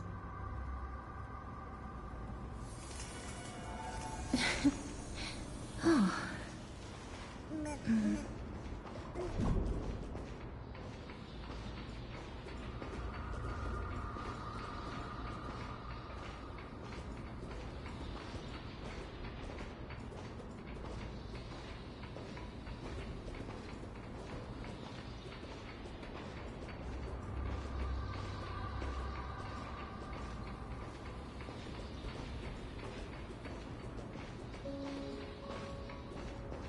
Fate is absurd indeed. Our lives were a mirrored image of one another, like a pair of hands. Even so, we arrived at the same destination. We walked different paths, yet experienced the same pain. I had hoped that maybe you would at least have a good life in this cycle. I'm sorry. I lived my life well. It didn't go to waste. As far as I'm concerned, you did nothing wrong. Even though I forced the authority of granting death to humanity upon you, a total stranger. Too many responsibilities were forced upon me in the course of this long journey. I was once lost, even upset. But I realized recently that if it weren't for your blessing, I wouldn't have understood the source of these emotions, nor would I have realized my purpose. I wouldn't have made it here to reunite with my missing half. And we wouldn't be discussing our past while sharing the same view of this landscape. I wouldn't have understood the meaning of our existence. The meaning of our existence. This sea of flowers blooms on dead land because we sowed it with the seeds of our separation and watered it with our tears of loneliness. Yes, the only thing death is allowed to create are flowers that bloom from blood and tears. That's why Thanatos cannot create living beings at will. Nor can the Hand of Shadow determine a person's remaining days. Because the life and death of mortals should never be dictated by another's will. Are you saying there's no point in Thanatos' existence? No. No single being can bear the scales of life and death on their own. Not even a god. Life and death weigh equally heavy. We both know that now, don't we? You, too, must have had a difficult life. We've taken quite the ridiculous journey together, haven't we? I had a feeling, even back then, that we would meet again one day. Not to embrace one another after a long separation, but to come in search of retribution. Tell me the answer that's already been written, and let us draw this seemingly endless fate to a close.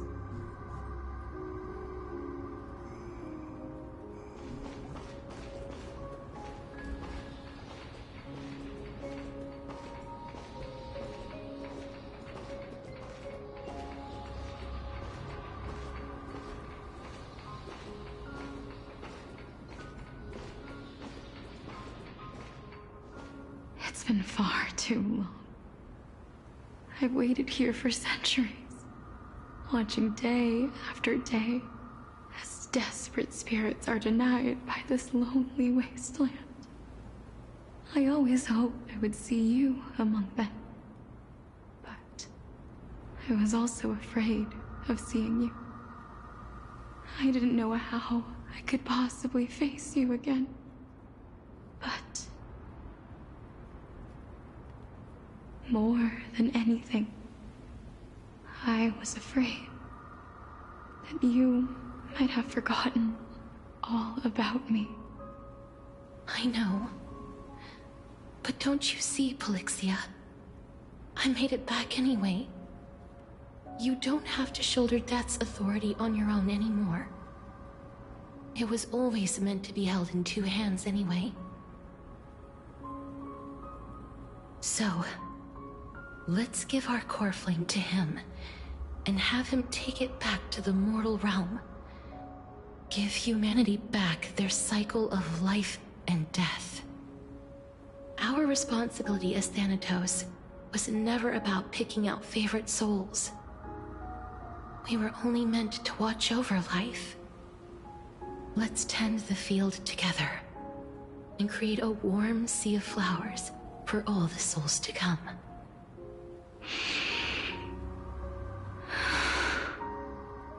What do you think, Polixia? Yes, just one last step.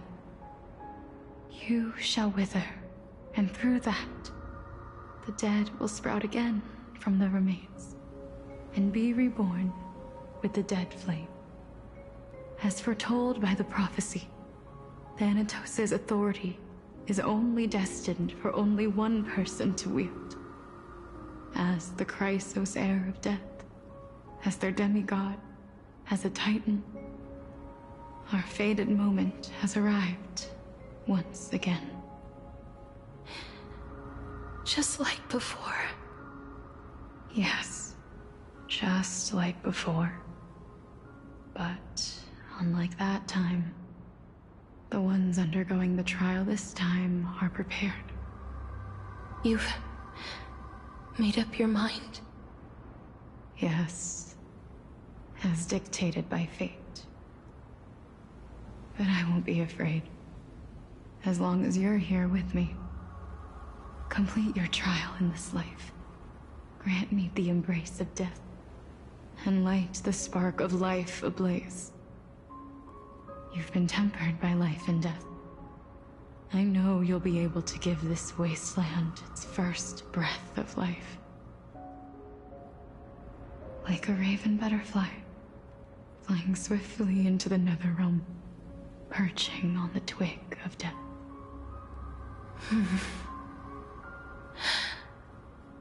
I will. After this, I will remain permanently in the Netherrealm. The River of Souls shall return here and rain down from the sky, scattering souls across the earth. The cycle of life and death will flow once again. This sea of flowers you sowed shall bear countless joyous or sorrowful souls, and bloom evermore.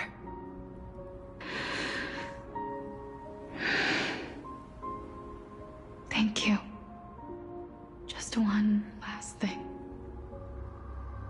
Can you grant me one wish? Of course.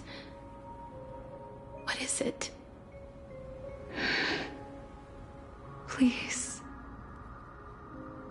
don't forget me. I promise you, when we meet in the next world, even if I have endured another reincarnation, even if we do not know each other's names, I will still hold you tightly in my arms, just like what I did when we were born. Casterus. Casterus. You're as beautiful as a fleeting butterfly.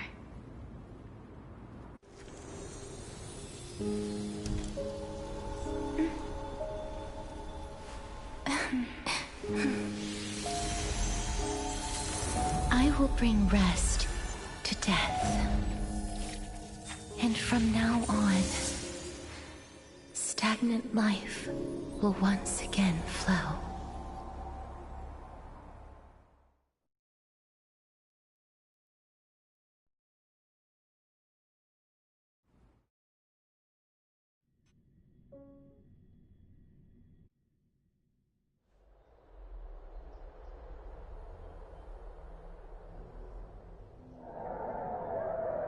Time flies. In the blink of an eye, the 15th entry hour is already at hand. When this farce is over, your soul will be placed on the scales of life and death. Are you ready? No need to ask so many times. Of course I am. Then why do you drag your feet? Is your fear of crowds holding you back again? I simply find them too noisy. Paying attention to conceited fools like them would be an utter waste of my time. Such harsh words. As I see it, you are no less arrogant than they are. I couldn't agree more. Oh. I did not expect to hear that from you. Are you not going to refute me? I know myself better than you think I do. At the very least, better than a stowaway like you. And they say men whose ends are nigh have but kind words. Well, that is exactly why I chose you. Should I thank you for the compliment? The hour of the trial has come. Do you have an answer for me? And how will you prove the veracity of your argument? I suppose there is no point in putting this off any longer. Do you recall where we stopped the last time? You were saying that Amphorius's history is cyclical. Indeed. The demigods that bear the core flames eventually become the new titans at the world's end. Remember what happened on the Holy Mountain? Calypso, Naias. As their destined ends approached, one by one they left this world, leaving only the twins, who are fated to succeed death. Unfortunately, while their journey is consistent with ours, you and Calypso, as well as Nikador and Naias, act as supporting evidence. I can only come up with a rough sketch for my theory of a cyclical history. For all the pains I took to reach this point, I had already lost hope of ever obtaining definitive proof. After all, the past is in the past. Proving that we are the legacies of heroes of the past is a hopeless endeavor. That is, until I met a girl named Polixia and her sister. If Castorus was truly sent from the past to the present for the Titan's self-serving reasons, then having lived through 2 cycles, and with Styxia as the pivot, she will no doubt be the link to connect all of this together. If the Twins of Death can bridge 2 cycles to reunite at the shores of the Sea of Souls, then my hypothesis will no longer be just a hypothesis. And you too will get the answer to your question. Well, that is all well and good, but how can you be so sure? If there is even the slightest error in your hypothesis, the girl will be shattered. It matters not. The most important quality a scholar must possess is foolhardiness. If you are overly cautious, then you'll never have the gumption to make the first step, and change will never come. Besides, I, Anaxagoras, am destined to overturn this farcical world. Come, let us go and teach those pathetic worms one final lesson.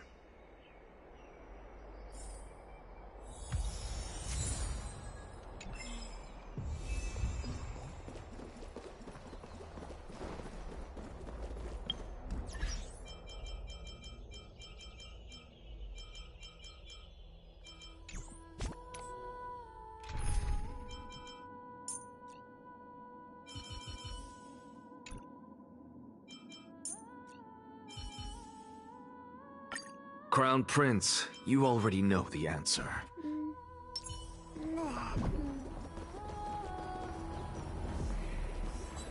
Fine. So they are leaving the...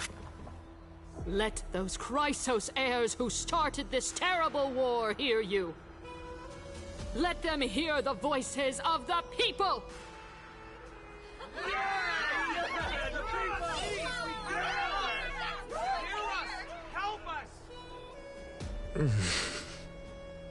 As always, that woman knows how to stir up a crowd. Professor Anaxa, I thought you'd pass on this. Everyone must cast their vote, or this assembly would serve no purpose. Prof, do you truly think it's wise to entrust the fate of the world to an assembly like this? Akama has stood strong under this system for 1,000 years. It stands to reason that there is purpose in its existence. But that is not what you're asking, is it? What you really want to know is Aglaya making the right decision in entrusting the fate of the world to you?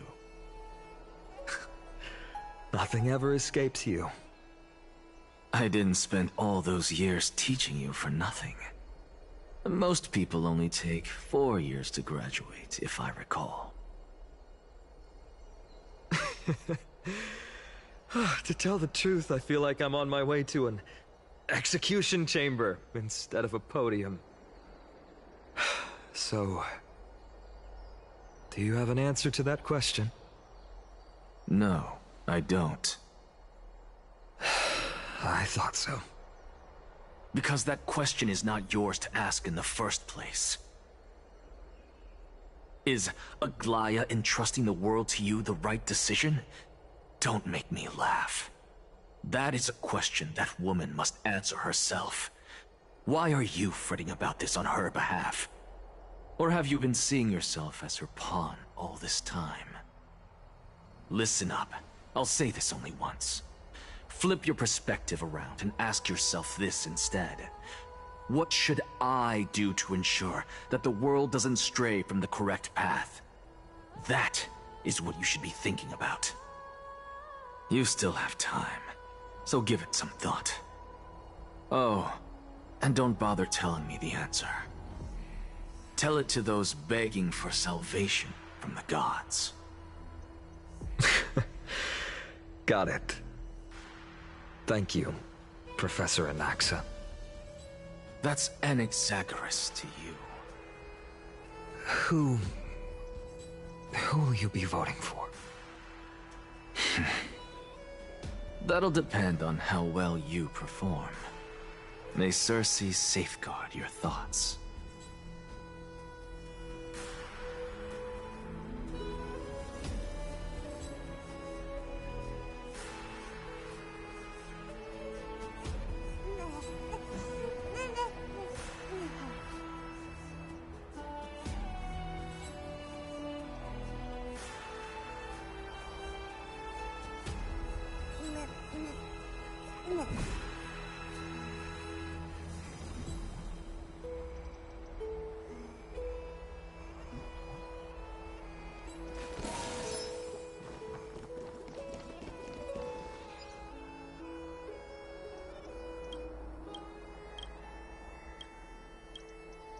I actually don't necessarily find things remaining the way they are. Really to say it.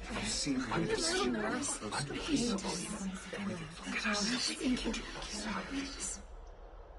Elders and citizens, silence, if you please. As the Theoros, I present to you Finan of Ides Elysiae, virtuous citizen of Akima, and the last speaker of the Assembly. Much obliged, Lord Lycus. I remember him. He's the penniless lad working for Aglaya. Where's Lady Goldweaver?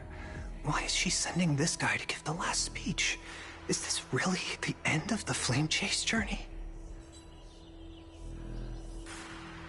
Can this dude really face down kindness? I actually don't necessarily find things remaining the way they are. Really to say it. By Kefali above, dear citizens of Akima, as you look upon me, so too do I see you. I see your fear and misgivings, your apprehension about the discord between the Chrysos heirs and the Council of Elders, and your uneasiness about the future of the Holy City. Yet, before you contemplate something as grand as the fate of the world, I ask that you look closer. Look beyond the horizon illuminated by Kefali, at the crisis threatening to overwhelm us. What? Ides Elysiae, my beloved hometown, is a village forgotten by time. It is a place with the most invigorating breeze and wheat fields that spread all the way to the sea. I once thought that there I would enjoy a lifetime of peace and quiet with my friends and family. How I wish I could invite all of you to that paradise, far from the noise and chatter of the world. Alas, I can't. Because she, and all that she nurtured, all that I loved, they have long been devoured by the black tide. My beloved home is no more.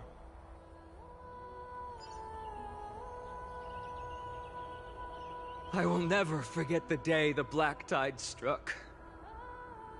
My father, Hieronymus, fought with a broken sword to his last breath to protect his child. My mother, Aldada, she was ripped apart by monsters. Also, I might live to stand before you here and now. Galba, he was a hunter.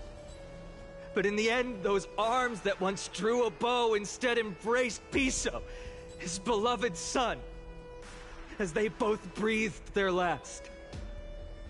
Pythias, the teacher, risked her life to save her students, but a burning beam fell on her, crushing her. And what of Livia, her daughter? Did she make it out alive? No, she didn't. Livia, Piso, and so many other children. My childhood friends. They were all swallowed by the black tide and turned into monsters. They kept saying the same thing over and over. Even up until the final moment, I finally steeled my heart and granted them eternal peace with my sword. Why, Finan? Aren't we the best of friends?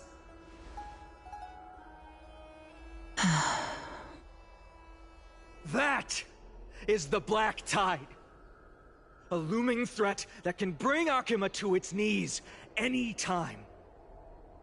Kindness may have promised that with the 3 Titans of Calamity gone, Akuma will return to an era Chrysia once more, but much as it pains me, I must disappoint you. While the demigod of strife has done everything in his power to hold them back, they are still coming. By now, the name of that black-robed swordmaster, the Flame Reaper, has likely echoed throughout the city already. The roaring thunder is a message from the strife demigod. The Flame Reaper has risen from death, and they hunger for the core flames of the gods.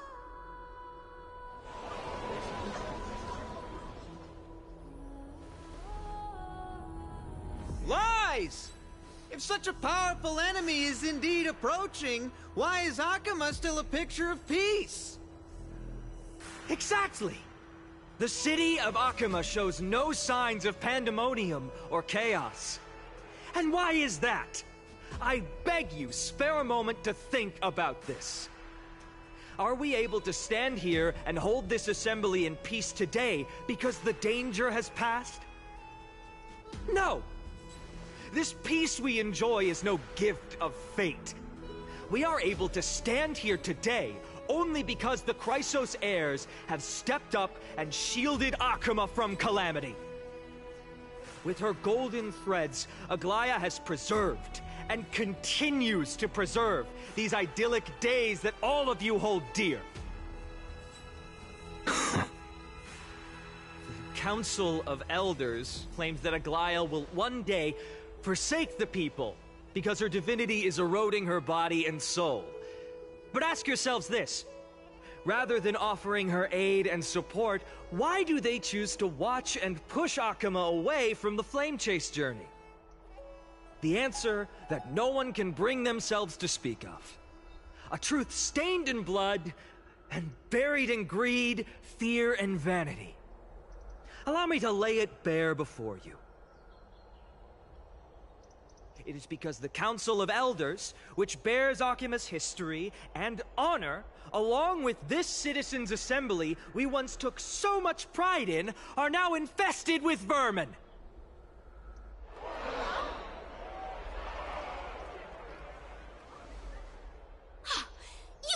insolent whelp! How dare you! It is true that Aglaya has reached her limit. Why? Because she has been working tirelessly to weave the defenses of our holy city against the encroaching evil. All while these vermin are making up baseless accusations about her and scheming in the shadows. Not once has she ever failed Akama. Yet these vermin attempt to tear her apart, tarnishing her name with unfounded allegations.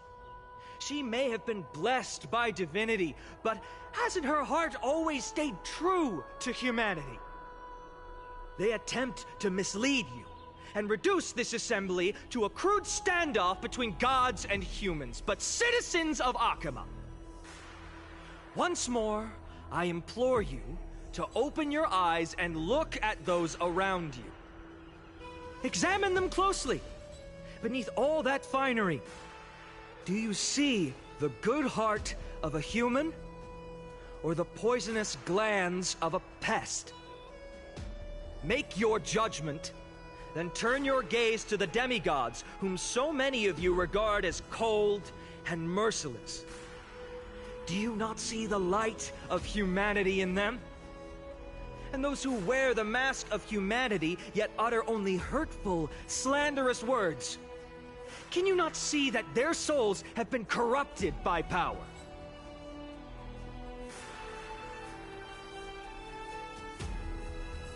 Yet, no matter what your answer is, and no matter who your vote goes to, rest assured that you have nothing to fear. For Aglaya, Tribios, and I will remain your faithful guardians and pledge our lives to upholding your decision.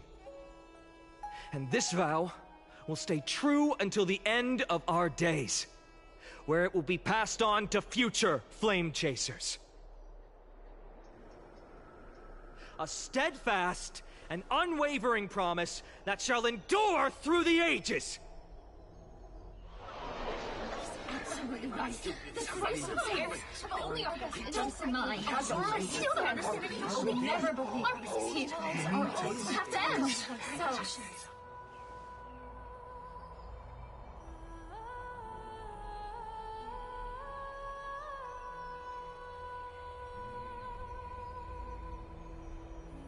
At the present time, on the scales of Talenton, those who call for the continuation of the Flame Chase journey, and those who demand its suspension. Each faction holds an equal share of votes, resulting in a perfect balance. As expected. This is the moment when the Flame Chase journey is the closest to its end. And now, it's your turn to vote, Lord Anaxagoras. Is there anyone else who hasn't voted? No, you're the last. Cast your vote with care, for your decision will break this impasse. I have long since made a decision. Very well. May you bring much needed change to this farcical world.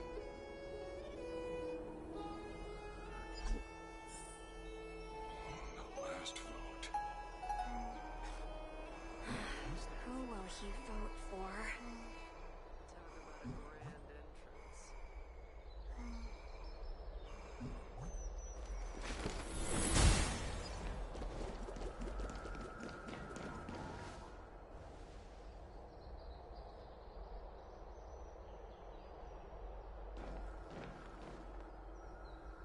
You've done well, Finan.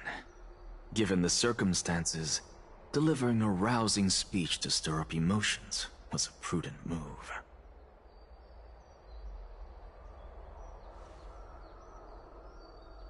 Thank you all for your patience. On behalf of the 7 sages of the Grove of Epiphany and the scholars of Amphorius, I, Anaxagoras, am ready to cast my vote. But before that, in the interest of fairness, Lady Goldweaver, I pose a question to you before all who are gathered here. Will you, as Finan has promised, stand by the decision made in the Assembly, regardless of outcome? In the interest of fairness, I make no promises, lest it should influence your decision. Very well. I thank you for your honesty.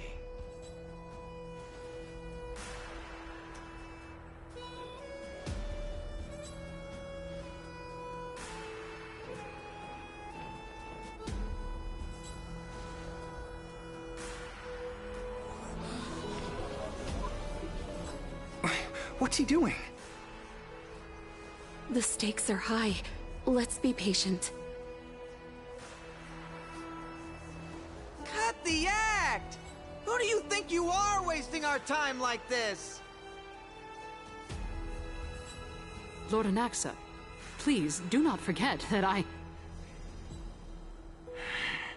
Rule number 1. Do not call me Anaxa.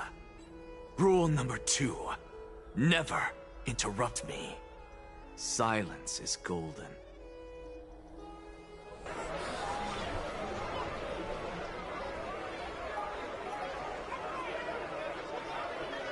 Just vote already. What are you waiting for? Your vote. Cast your vote. Cast your vote.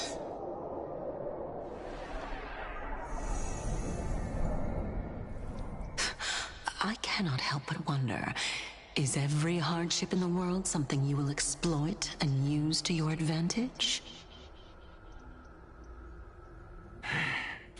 How else am I supposed to make use of this situation where my body and soul are separated?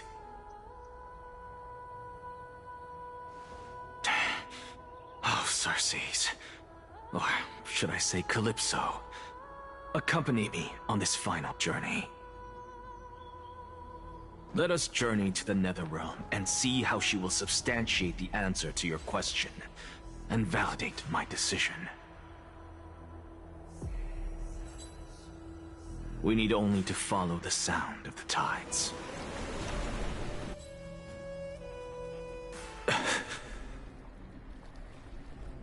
You are... Well done, child. Just as I foresaw, you have achieved great things. Teacher. What a twist of fate. A blasphemer raised in the doctrines of the Venerationists. It's like a foal kicking its mother in the belly after taking all her milk. I respect you immensely, sir, but... You cherish the truth even more. So, child, do not be troubled by the criticisms I have borne. Do not let those voices hinder you as you forge ahead. As the sage of the Venerationists, I am duty-bound to oppose you. But, as your friend and mentor, Anaxagoras, I say, go forth, for the truth is already in your hands. I will keep that in mind. Go now, child. Your lonely pursuit is about to welcome a new chapter. And when you reach the end of this journey, may we meet again with the truth before us. You have my word, sir. May Circes safeguard your thoughts. May Circes safeguard your thoughts.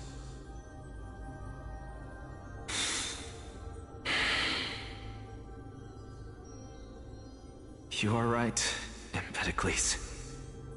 My lonely pursuit is about to welcome a new chapter. I must be on my way now. May we meet again with the truth before us, Empedocles. What are you waiting for? Just cast your vote. Silence! Silence, everyone! Behold, Circes, here at the center of the world, I shall write the final step of my proof. For this place is but one step away from the truth.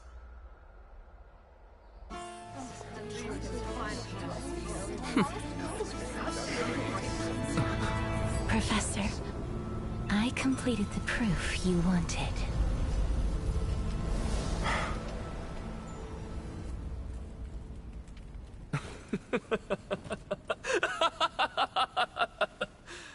Thank you, Castorus. The answer is plain as day. My vote goes to the Flame Chase Journey and nothing else! Elder Kindness, I have deciphered the truth of this world!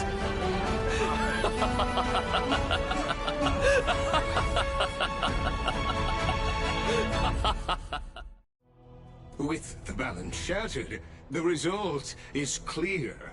By carefully and Talenton above, as the Theoros, I have observed. No! Ligus, you can't!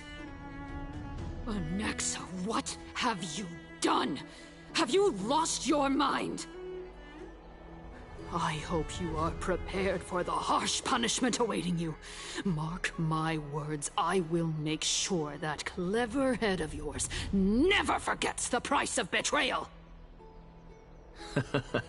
Have you forgotten? I told you that happens to be one of my rare talents.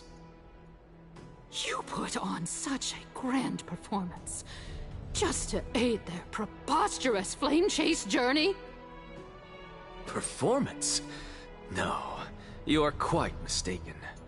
I may be paranoid by nature, but I've always been known for my honesty. If you really understood me, Lady Kindness, you'd realize that I never had any interest in your pathetic little game of politics. Factions, standpoints, they are jokes in my eyes. I have never once switched sides. Because I, and I alone, am the truth. Lady Kindness, with all the citizens here as witnesses, we should honor the spirit of democracy and respect the decision of this assembly.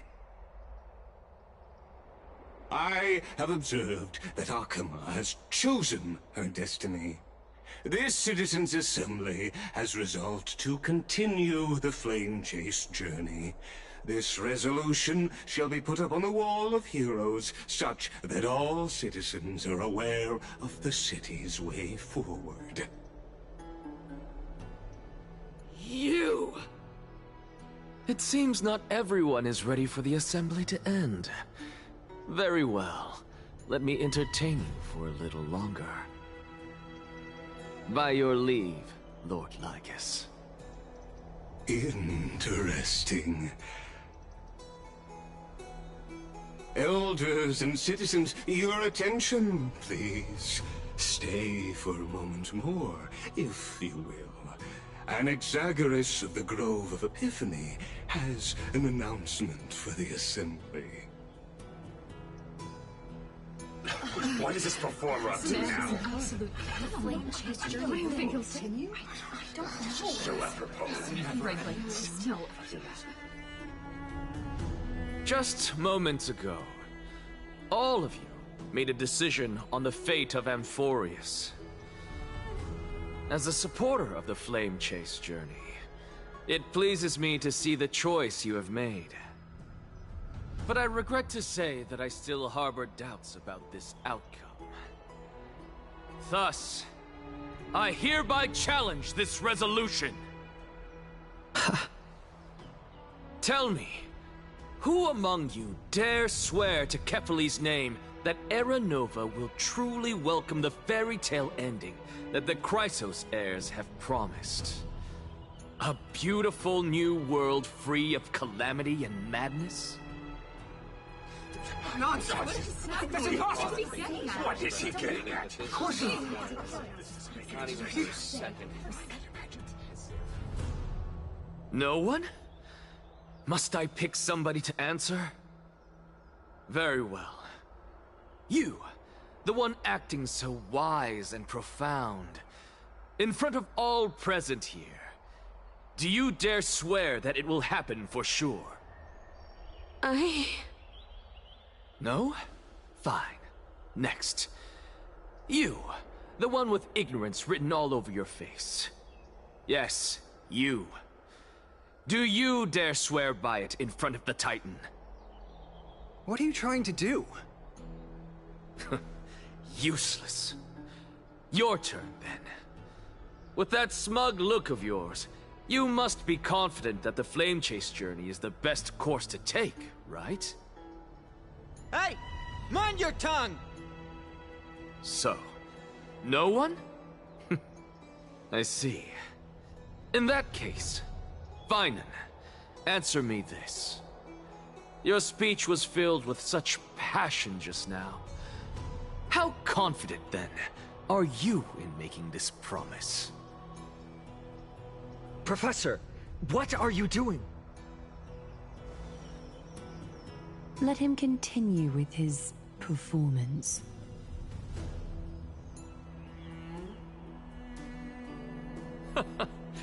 Will you look at that? Even Finan and Aglaya lack the courage to make such a promise. And what's even more absurd is that no one but I can promise you this new world. And yet, the Assembly passed the resolution anyway.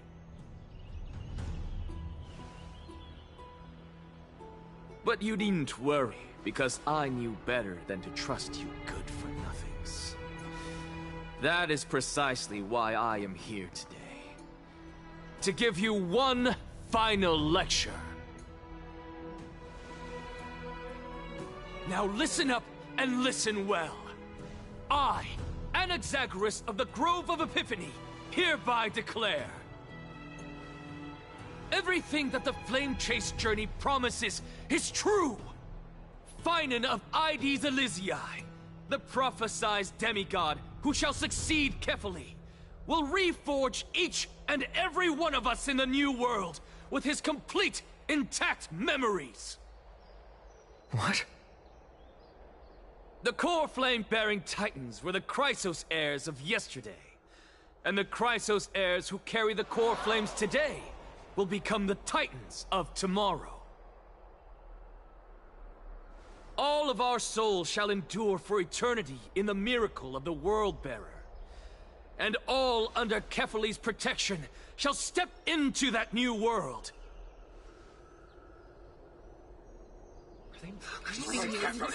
This is pure blasphemy! It's impossible. What? Are you saying that we must bow down to you and worship you, even in our next lives? Enough, you blasphemous imbecile! How dare you try to deceive us with all these lies and falsehoods? How can you prove? I told you, don't interrupt me. But since you've asked, I shall be kind and indulge you. My statements are based on my experiments on the divine body of Kefali themselves. You heard me correctly, everyone. With the tacit approval of Kindness and the Council of Elders, I fused my soul with the god through alchemy and learned the truth behind Era Nova. What is he talking about? Isn't that pure blasphemy? I, the vile, wretched blasphemer, deserve nothing less than death for my sins. And the Council of Elders, which granted me consent and aided in committing this atrocity, should face punishment alongside me! By the gods! Even kindness has betrayed Akuma! The candles are We're carefully afloat.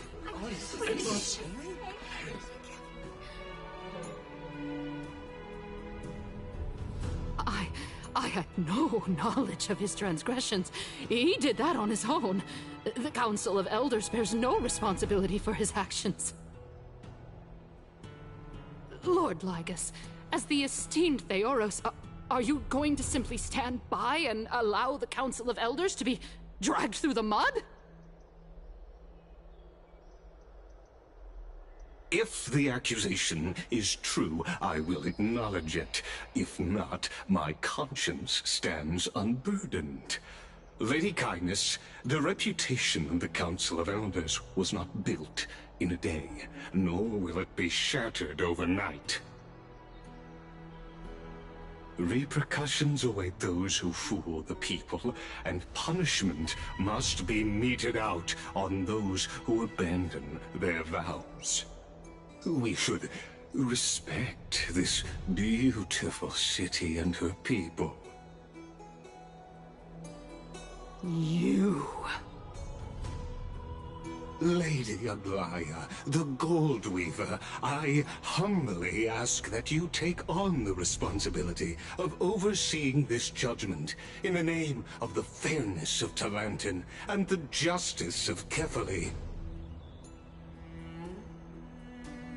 Considering the circumstances, and in accordance with Akuma's codex, as the only demigod among us, you shall rightfully wield this authority. The honor is mine to bear. How is this permitted? Somebody do something! This is how we're supposed to hold. Elders and citizens, silence, if you please. Anaxagoras of the Grove of Epiphany has made his statement clear. As per Akuma's codex, I request all present citizens to stand with me in exercising the right of judgment. First, Elder Kindness of Akuma and Lygus the Theoros stand accused of neglecting their duties and abusing the law, leading to the egregious blasphemy against a god. In the names of Talantin and Kefali, Akuma is to form a committee before the 7th action hour to conduct an investigation and disclose the findings to the public for subsequent judgment. Yes! That's what we deserve! Agreed! Agreed! Curse you! Now, concerning Anaxagoras of the Grove of Epiphany, he has confessed to grave blasphemy against Kefali. In the names of Talantin and Kefali, the accused must be allowed to hear the people's voice prior to the execution, for a chance at a reduced sentence and possible pardon.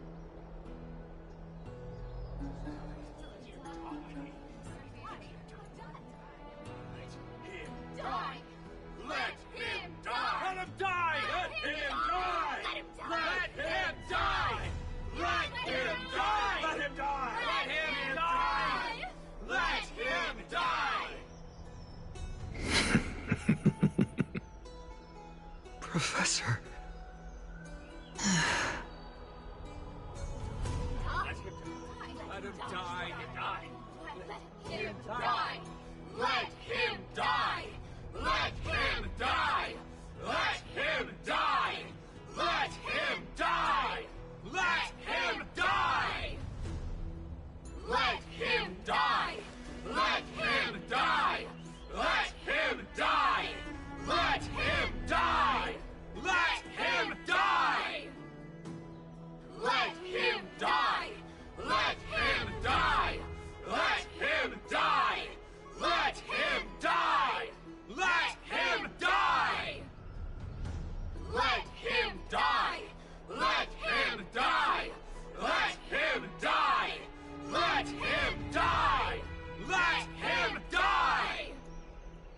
What decision will you make, Lady Goldweaver? Enough with the hesitation, Aglaya. This is not like you.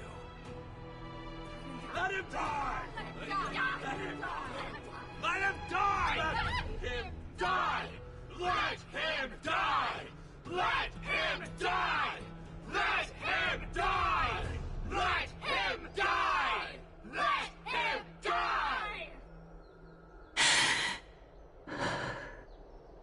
Then, in light of the people's voice, O Talantan on high, may you bring death upon him.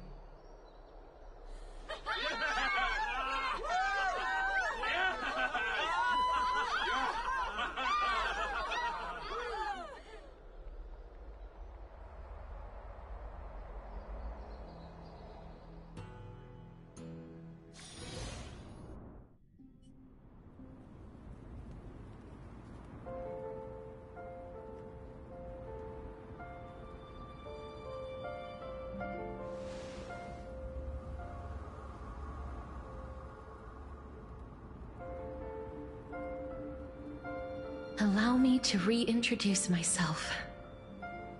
I bore the name of Castris while walking among the mortals. And now, I stand as the demigod of death, the living side of Thanatos. Welcome to my realm, where the west wind ends.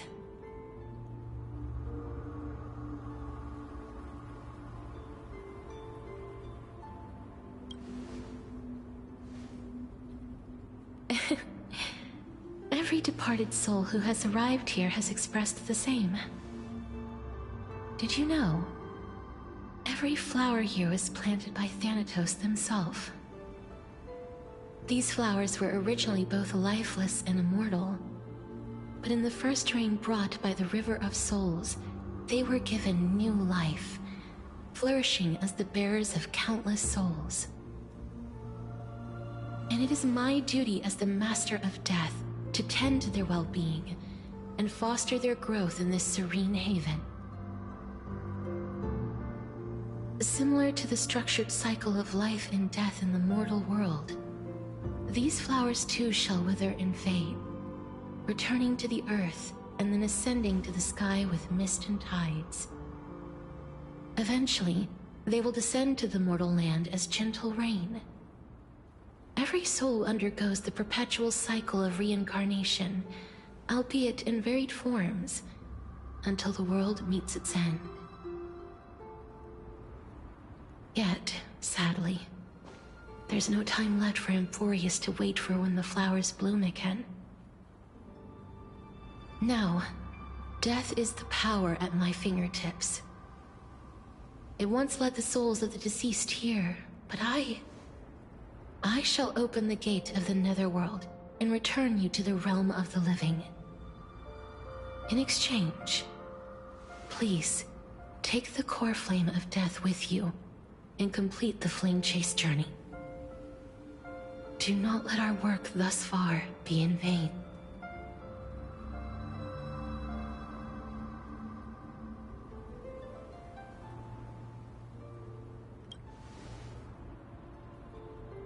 Thank you.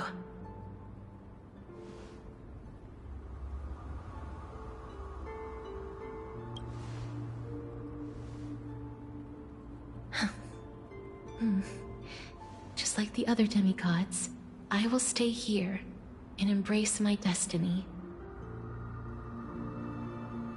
That being said, it is not easy to guide a lost soul back to the mortal realm. The whispers of death are sweet and alluring. If your determination wavers, you will succumb and be forever ensnared by the netherworld's grasp. Please consider this a one-time exception. I will do everything in my power for the flame chase journey. And for your life, the only life I can save.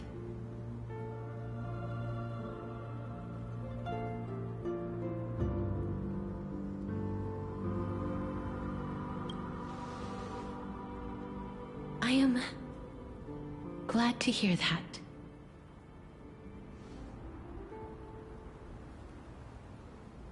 Over here!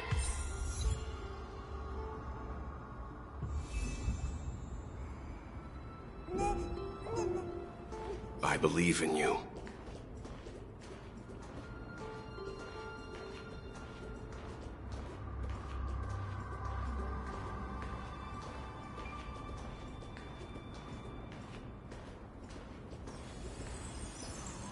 Grace awaits you.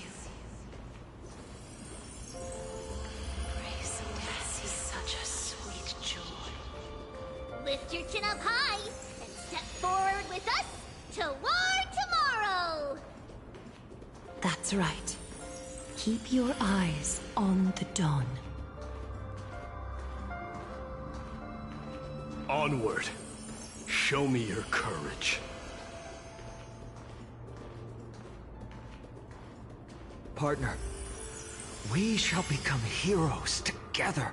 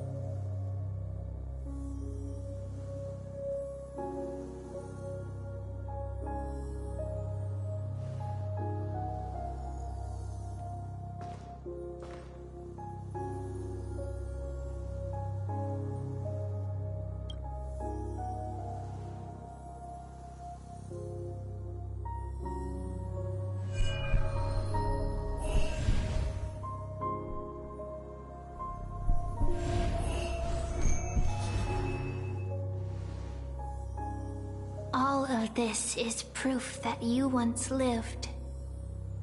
Your soul, your memories, the years you've journeyed through, and the path they revealed, leading you back home. So, continue onward. Do not stop moving forward, and do not let her sacrifice and the support of all who have stood by you be in vain. Over here, friend! Take my hand. Let's go home.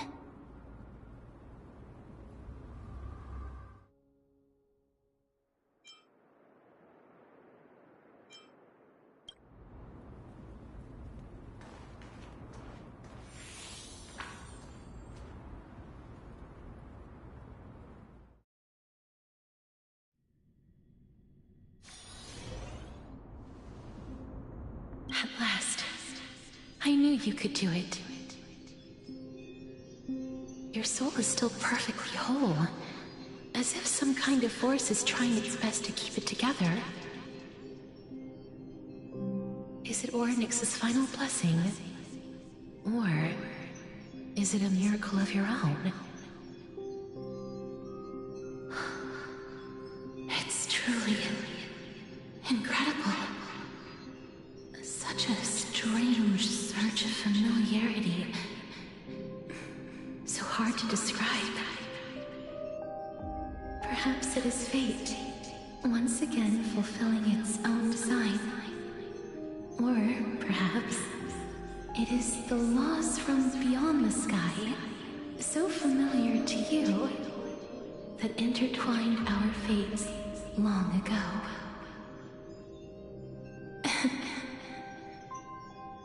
It seems that this is the riddle which cannot be solved anytime soon. The sensation of becoming a demigod is truly wondrous. It's as if the river of souls is winding its way through the depths of my spirit, transforming with each breath into a fine rain that nourishes the world. Do you recall that prophecy? At the end of the Sea of Flowers, the souls of the living shall warm thy fingertips, and after an embrace, there shall be eternal separation. I promised you that I would do everything in my power to give it another meaning. Now, as I stand as a demigod, and destiny draws to a close, I can finally end it in a way that is as beautiful as it deserves. The wish I once sought, but could never grasp, is now within reach. In this brand new world, every blooming life will lift its arms in celebration and recount the profound meaning of this very instant. Every touch, every embrace we share will never again be an ice-cold loss. They will radiate with an intense warmth, sowing love far and wide throughout the land.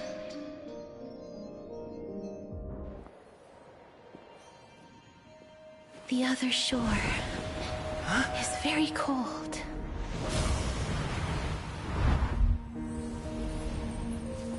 May I borrow your warmth one last time? Thank you for fulfilling this wish of mine.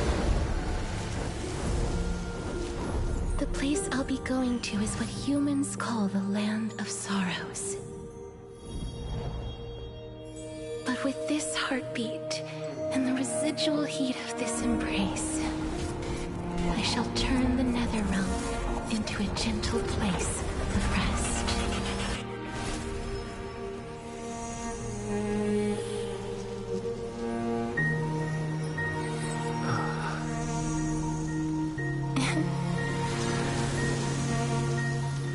This embrace may be brief, but it's the proof that I once lived.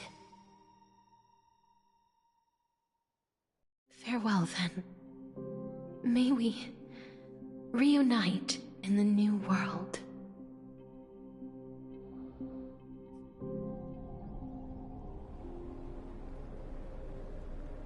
That grand and absurd performance was what you've been seeking your whole life? I gave up everything in search of truth, and it culminated in this very moment. You, on the other hand, performed as I expected. You did not hesitate when you saw the chance to attain power. It's as if you... crave power, like a fly craves rot. Those are your words, not mine. But what you said at the end, did you already know what I had planned for Finan? I may have lost an eye, but my vision is clearer than anyone else. You've nearly exhausted your humanity. You're no different from my current state as a walking corpse. That's true. I've long since burned to ash over the past 1,000 years. Only he is capable of unleashing a raging fire that rivals our final great enemy, Aquila. So, this is our last chance. How about we let go of the bad blood between us? May I resonate with your core flame, Aglaya? Please do. That's impossible. To persist with your soul thinned to such an extent. You're insane. Just as you fight to lug your corpse onward to complete your unfinished goals, I have my own reasons for doing this. Until Finan grows into his position as the prophesied leader, I must continue to lead everyone on the flame chase journey. I must keep inching forward, even if only as an empty shell. I've long predicted this was the case, but I didn't think you'd already lost so much. How ironic. We would have avoided so many misunderstandings if you and I had just spoken this candidly before. But casting aside our ideological differences, there is one thing you and I agree on. Finan. Yes. He was born to be a hero. He understands the hearts of the people, and I can confidently say he is a far better leader than you. Only he is capable of fulfilling your mission. Sadly, he is a man cursed by Nestia. But by my estimates, his horribly elaborate sense of style should not impede Era Nova. Congratulations are in order. We found common ground at the very end of our destined paths. When you put it that way, it makes me want to take back what I said. Glaya, we're back. Come welcome our great hero reborn from the ashes. I hope he didn't hear your earlier assessment. It wouldn't be the first time I criticized him. A man should be aware of his own shortcomings.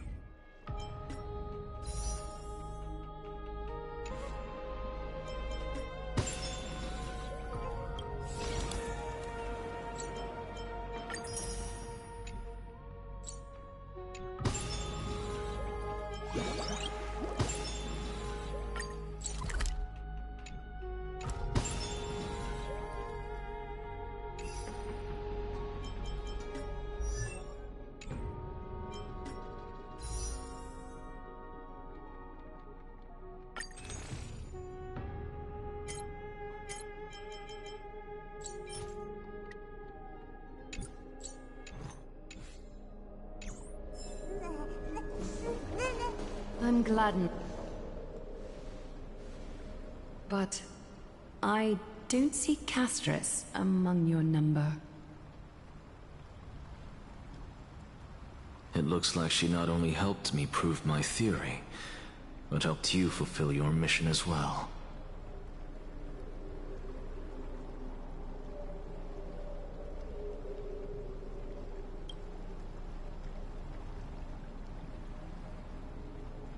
She might not have been able to change her fate, but she still wrote the final verse of her epic herself. Dreamin, please recite the prophecy for us. Trailblazer, please surrender that scalding cool flame for us as well. You are the only life she ever saved by her own hand in her 1,000 years on this earth. I believe no one is more qualified for this noble task.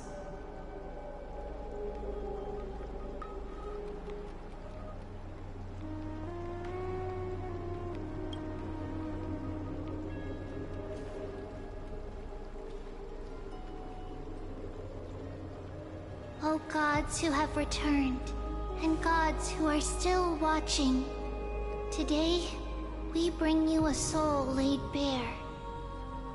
The Hand of Shadow, Thanatos, remembered their name from the past. From daylight they came, and to their fragrant dwelling they return, to walk now among your ranks. And there was one who joined hands with the Titan, a traveler risen from the dead and reborn among mortal kind. He is the everlasting night, and shall now proclaim in his good name. O Majesty of the 12 Titans, pillars of the world, we seek your divinity to mend the rifts of the world. Fill our bodies with blood of gold till we wither in willing service to the prophecy. Step forward, trailblazer from beyond the sky, and together with us, surrender the core flame and carve their star into the sky.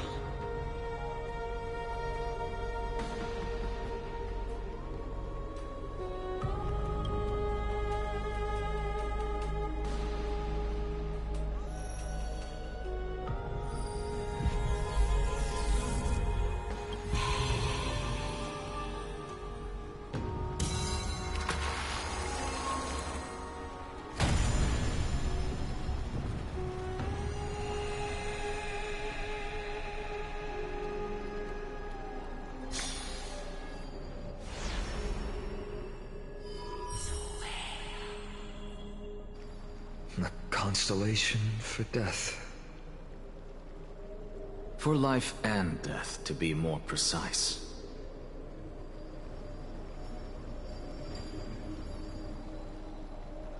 Look! It's...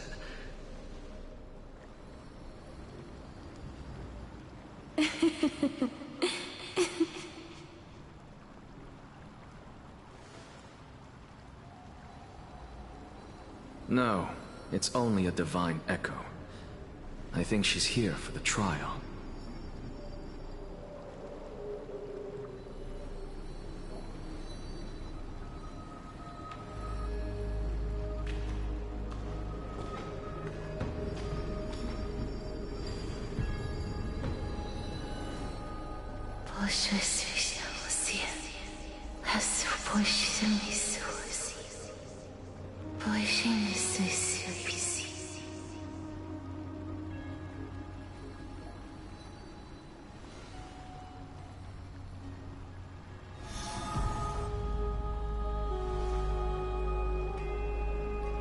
What did she say?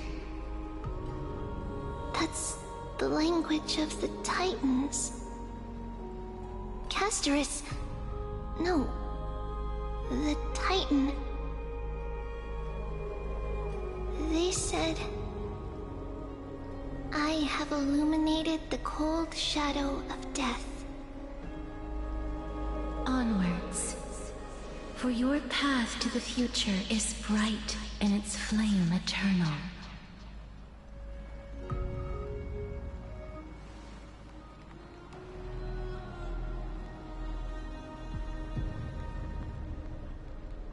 Do not forget.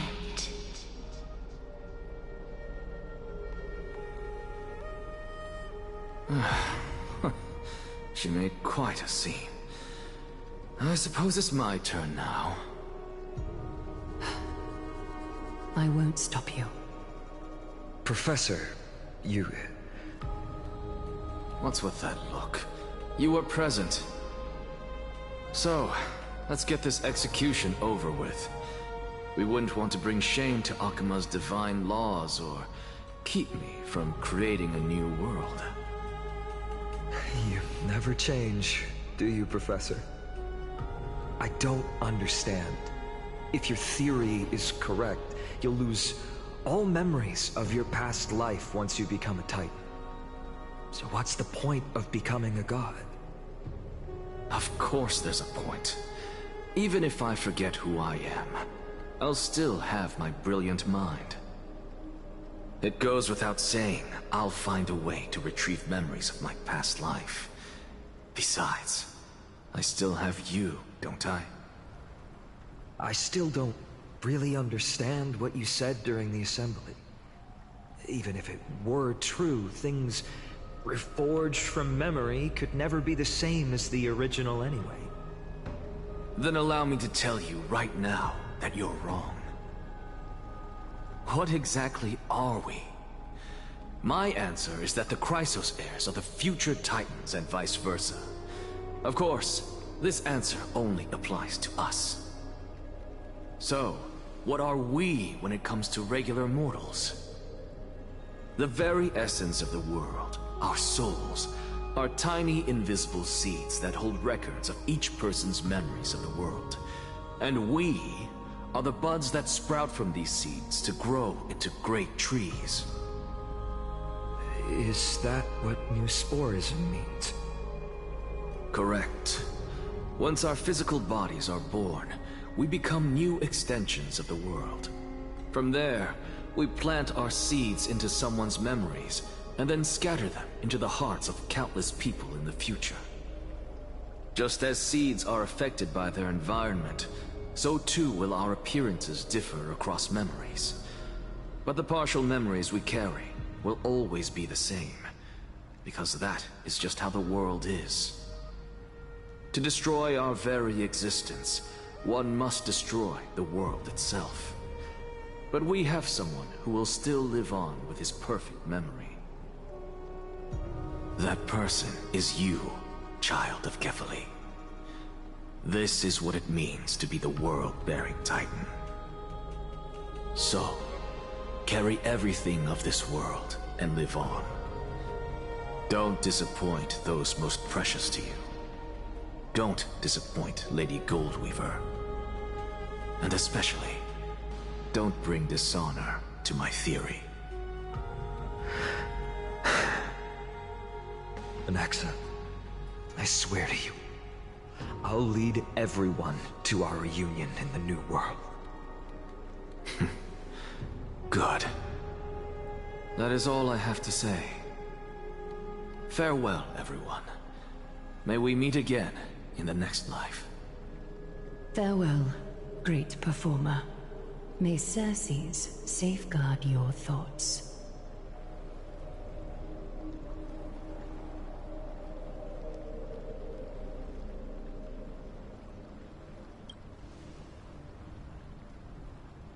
Are you satisfied, Honorable Titan? Very. I hereby swear I have borne witness. Anaxagoras of the New Sporists and the Grove of Epiphany has successfully overcome the trial of reason. Thus, I shall confer upon you these words. You shall transcend the peaks of purity and return to corruption and hardship. Oh, so that's a god's prophecy. It sounds like you just rephrased my past, present, and future. Oh, Circes. Is that all you've got? Well, you've already transcended the peaks of purity, and you were never the type to give me any leeway. That is true. But I do still have one question. I knew it. What is it? Maybe we're thinking of the same thing. As you've so boldly stated, we and the world itself live on through the memories of others.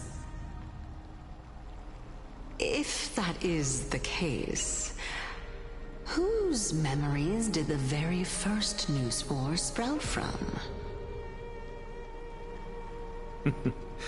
How should I know?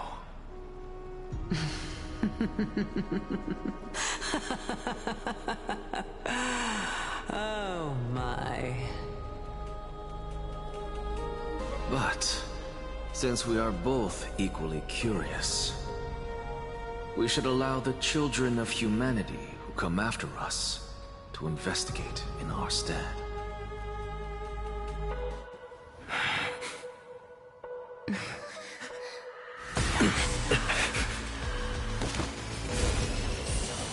Rejoice, Circes.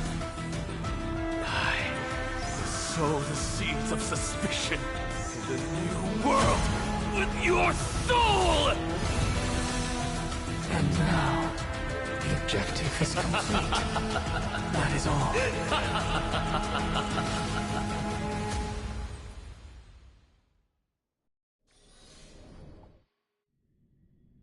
Thankfully, she's still alive. Was March 7th also in this condition when she was first rescued by the Express?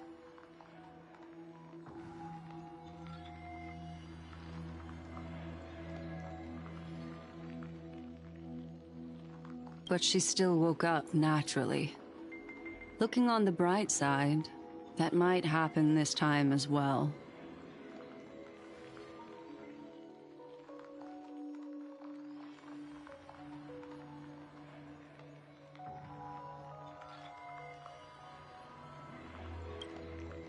I do not have conclusive evidence, but judging by her current condition, perhaps March 7th's memories have been hijacked.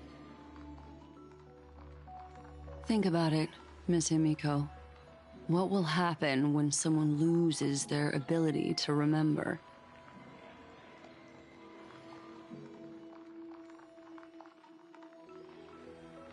Unfortunately, short-term memory is an entirely different concept from the inability to remember.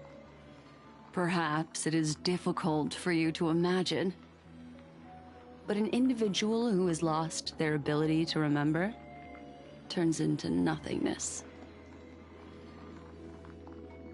The belief of the Garden is that everything in this universe can be interpreted through memories. This is the driving force behind the continuance of this path. The past is made up of memoria, while the future is a possibility that will eventually be converted to memoria. But the present, it doesn't really exist, and it's only an abstract expression. Therefore, when a person is affected by the path and loses their ability to remember, their physical form will also be affected. These ice crystals are a manifestation of that.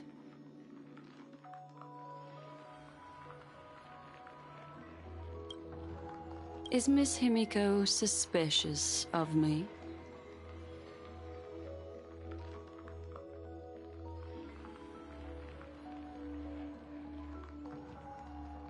In other words, now is the time for me to prove my innocence. That's not a problem, of course. The true reason behind my intentions is that Amphorius holds special significance. For some memo keepers of the Garden with extremist views, it is a perfect example. A world that can only be seen through the Garden's mirror means that memo keepers have the right to keep the world in their private collection. If those Pathstriders of Remembrance were to uncover the secrets of Amphorius first, they might unleash their wild ambitions and remodel more worlds into a similar form.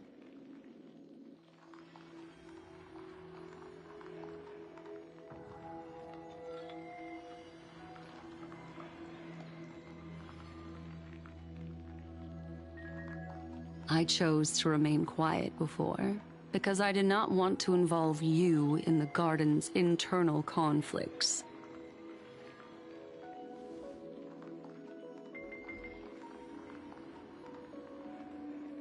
You can be even bolder with your guesses. The people that I'm talking about, they aren't just individuals. They are an organization that has already attached itself to the pinky finger of Fu Li.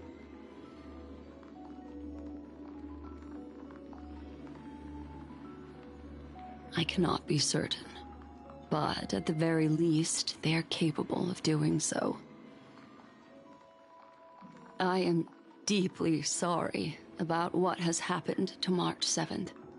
But the deal that I propose still remains a fair one.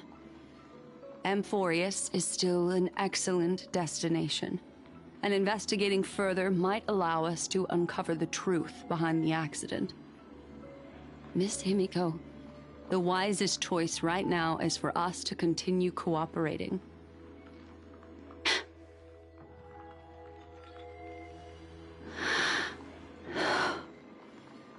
me take back a part of what I said just now, Miss Himiko. Although we indeed struck a deal, it seems like I have involved you in some unforeseen danger. Please accept my deepest apologies.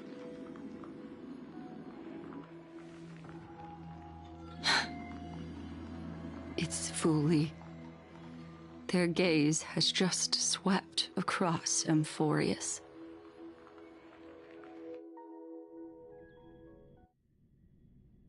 Oh, how interesting. I never expected a mere memo snatcher to be actually hiding so much inside her head.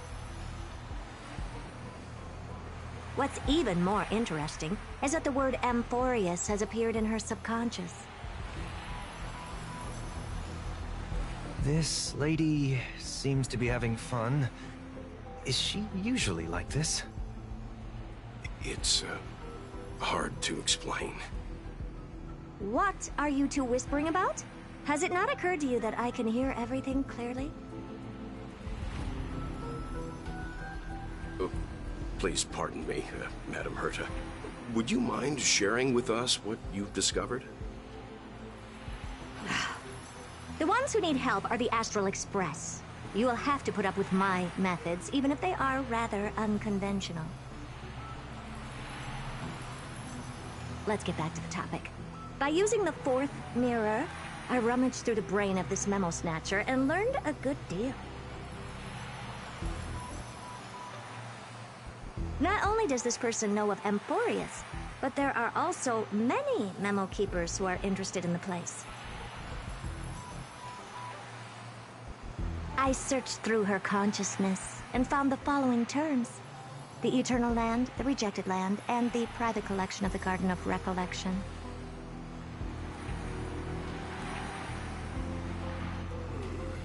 It seems like Miss Black Swan is indeed hiding some things from us. Since I'm not able to find any useful clues from the outside, why don't I personally visit this mysterious Amphorius? You're planning to head to Amphorius yourself? Yes, but not in the flesh like you all foolishly did. See these Herta mirrors? With them, I can project my data spirit entity to any corner of the cosmos through spatial warps, without even needing to leave my room. But of course, these corners of the cosmos must be within the coverage zone of inter-astral peace communications. After all, this is collaborative technology.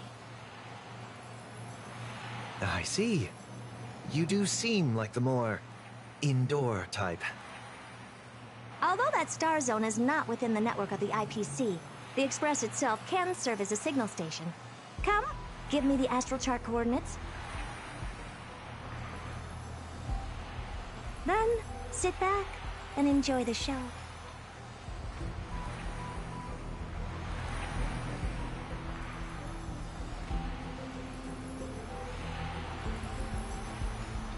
All right, now that everything is ready, mirrors, get to work.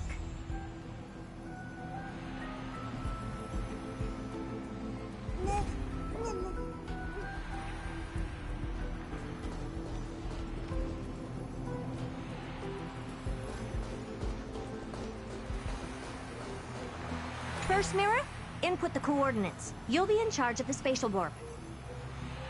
As you command, Madam Herta. The preparations are complete. I wish you a pleasant journey ahead.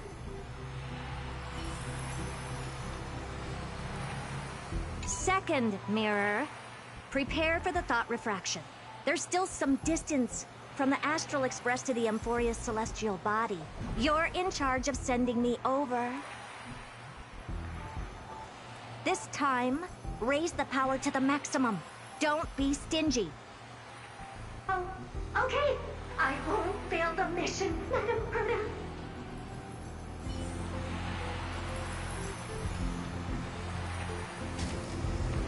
Third mirror, you're in charge of generating the data spirit entity. I'm happy to help, Madam Herta. What kind of appearance are you planning to use this time? Good question. Let me think. Forget it. Just use my own appearance. There's no one there that'll recognize me anyway.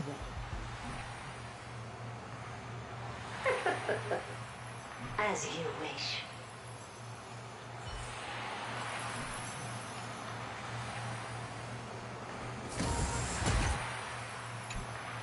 Preparation of the data spirit entity complete. Thought refraction at max power. Excellent. The first mirror. Let's get going. Have a safe trip, Madam Herta. May your journey yield good results. Coordinates input complete. Preparing to activate spatial warp. Destination, unknown celestial body. Amphorius. Spatial warp countdown. 5, 4, 3, 2, 1. Warp activated.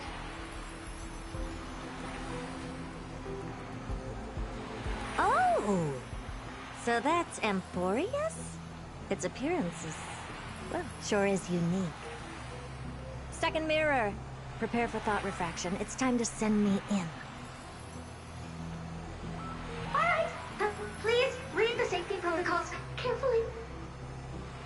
Can't you hurry up? Yes, ma'am.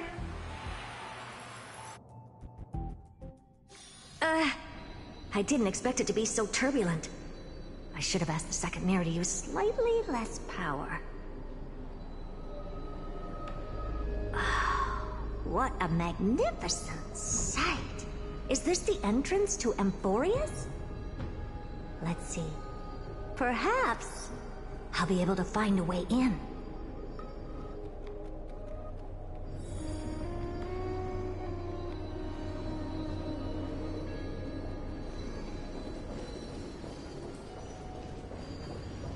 Oh, I finally found your traces. How esteemed must you be for the great Herta to come out personally? When we return, get ready to become free labor for the simulated universe for the rest of your lives.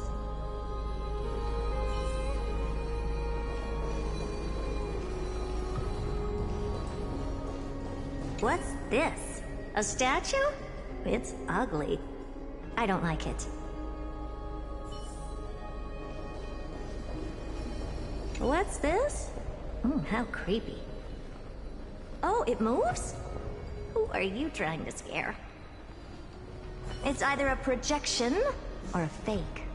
There doesn't seem to be much to take note of. Now then, how am I going to get into Amphorius?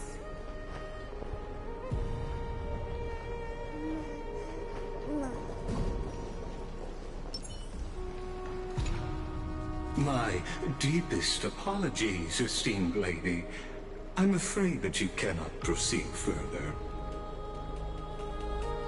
Who's there? Your visit, although not part of my calculations, is a pleasant surprise. It's a pity that the preparations are not yet in place to receive you with the hospitality that someone of your status deserves. Are you not going to answer my question? Who are you? I have many identities, and I'm going to have even more in the future. But if you just need a form of address, you can use my common alias. Lycurgus. Lygus. All right, Lygus. But you can't possibly think that I'm just asking for a name, can you? Regrettably, I do not have the authority to share more information. However, standards are always flexible. While not violating the ultimate agreement, I I'm able to disclose this piece of information. As you thought, this is the entrance to Amphorius. Now, please, kindly turn back. Amphorius is not a world that you should be involved with, regardless of what kind of magnificent achievements you have accomplished. This place will not open its doors so easily. You seem to understand me very well. Then you should know that I have no reason to listen to you. Your reaction is completely within my calculations. Despite my long years as a Watcher, it seems like my assessment of human nature still remains accurate. From you, I'm able to sense a beautiful desire for knowledge. But my answer remains unchanged. Madam, it is with the utmost goodwill that I suggest you return to where you came from. Let's assume for a second that I'm not so well-mannered, and that I insist on uncovering the secrets hidden behind you, Mr. Lygus. How do you plan to dispel this notion of mine?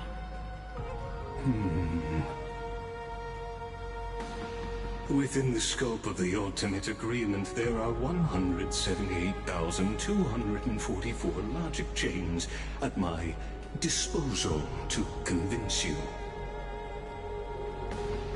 After filtering through them, I have determined that I only require 3 to attain the results that I desire. Oh? I'm all ears. First, for reasons that cannot be disclosed, Amphorius is a completely isolated celestial body. Apart from me, no one else will be able to help you enter. That's not a good argument. Second, if your plan is, as you've alluded to previously, to force me into cooperating by showing hostility, do know that, just like you, I have basked in the gaze of the erudition. I stake my honor, and assure you that, in the worst-case scenario, our mutual destruction will be inevitable. Oh? No wonder I couldn't find a back door. When I did a scan of our surroundings, the safety protocols on you are comparable to Screwy's. How interesting. I assume that you still wish to hear the third logic chain? Of course. Why wouldn't I? Third, even if you exhaust all your means and find a way to break through, you will surely give up once you understand the consequences of your actions. After all, throughout your long life, as much as you'd hate to admit, your conscience has played a crucial role. What a brazen robot. You think that you can actually understand me through your paltry calculations? But since you put it that way, why don't you tell me what these consequences will be? It concerns the third path that is entangled with Amphorius. A path that you and your friends still very much lack understanding of. The destruction. So, if you ignore my warnings and persist in your ways, you will break the shackles of a Lord Ravager. And when that happens, their fury will engulf the cosmos.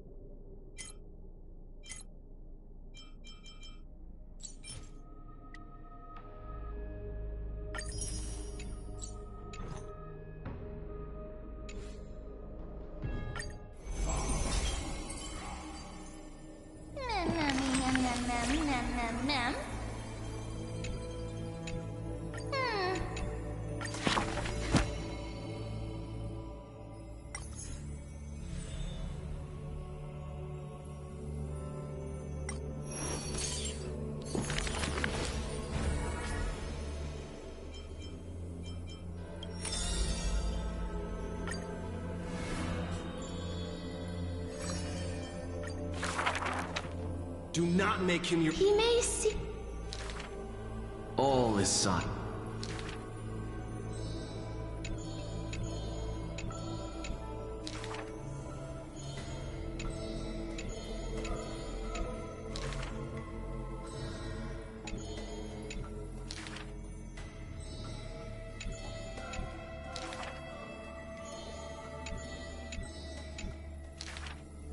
If the—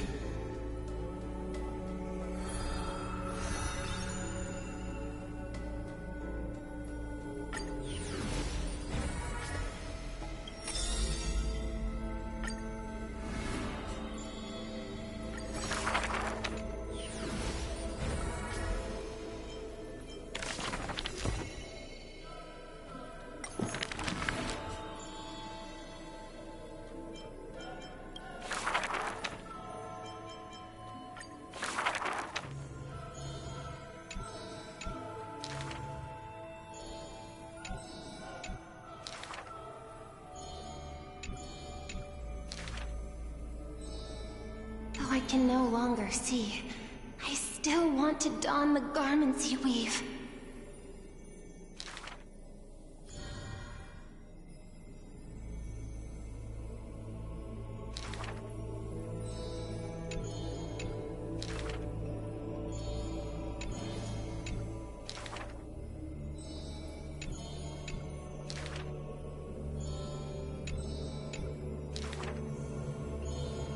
Why are those that...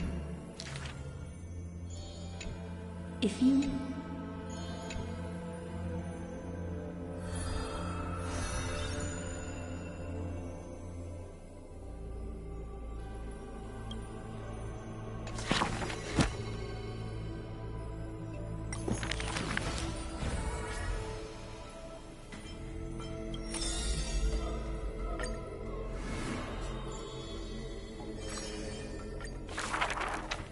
To dive, coward.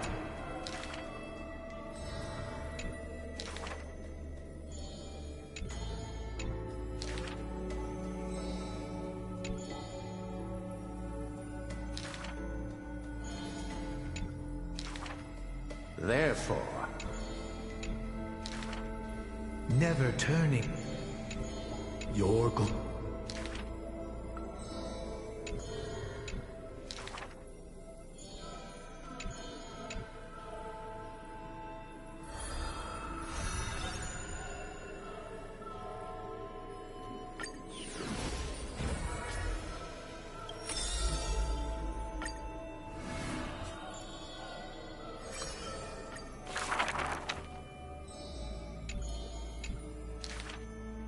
Before people pass...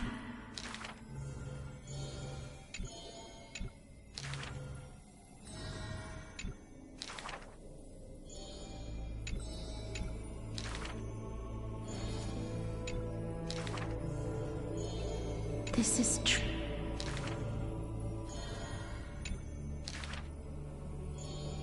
Would she bring... apart from...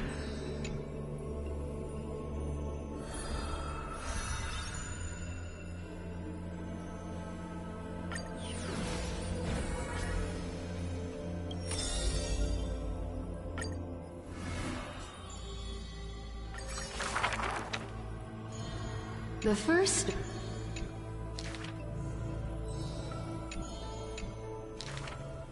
The second story...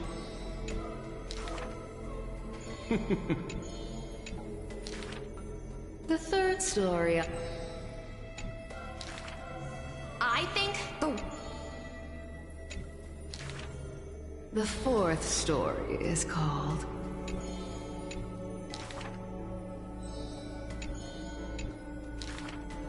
Cyphera, you took another long journey. And we want to hear your fun story! The dawn...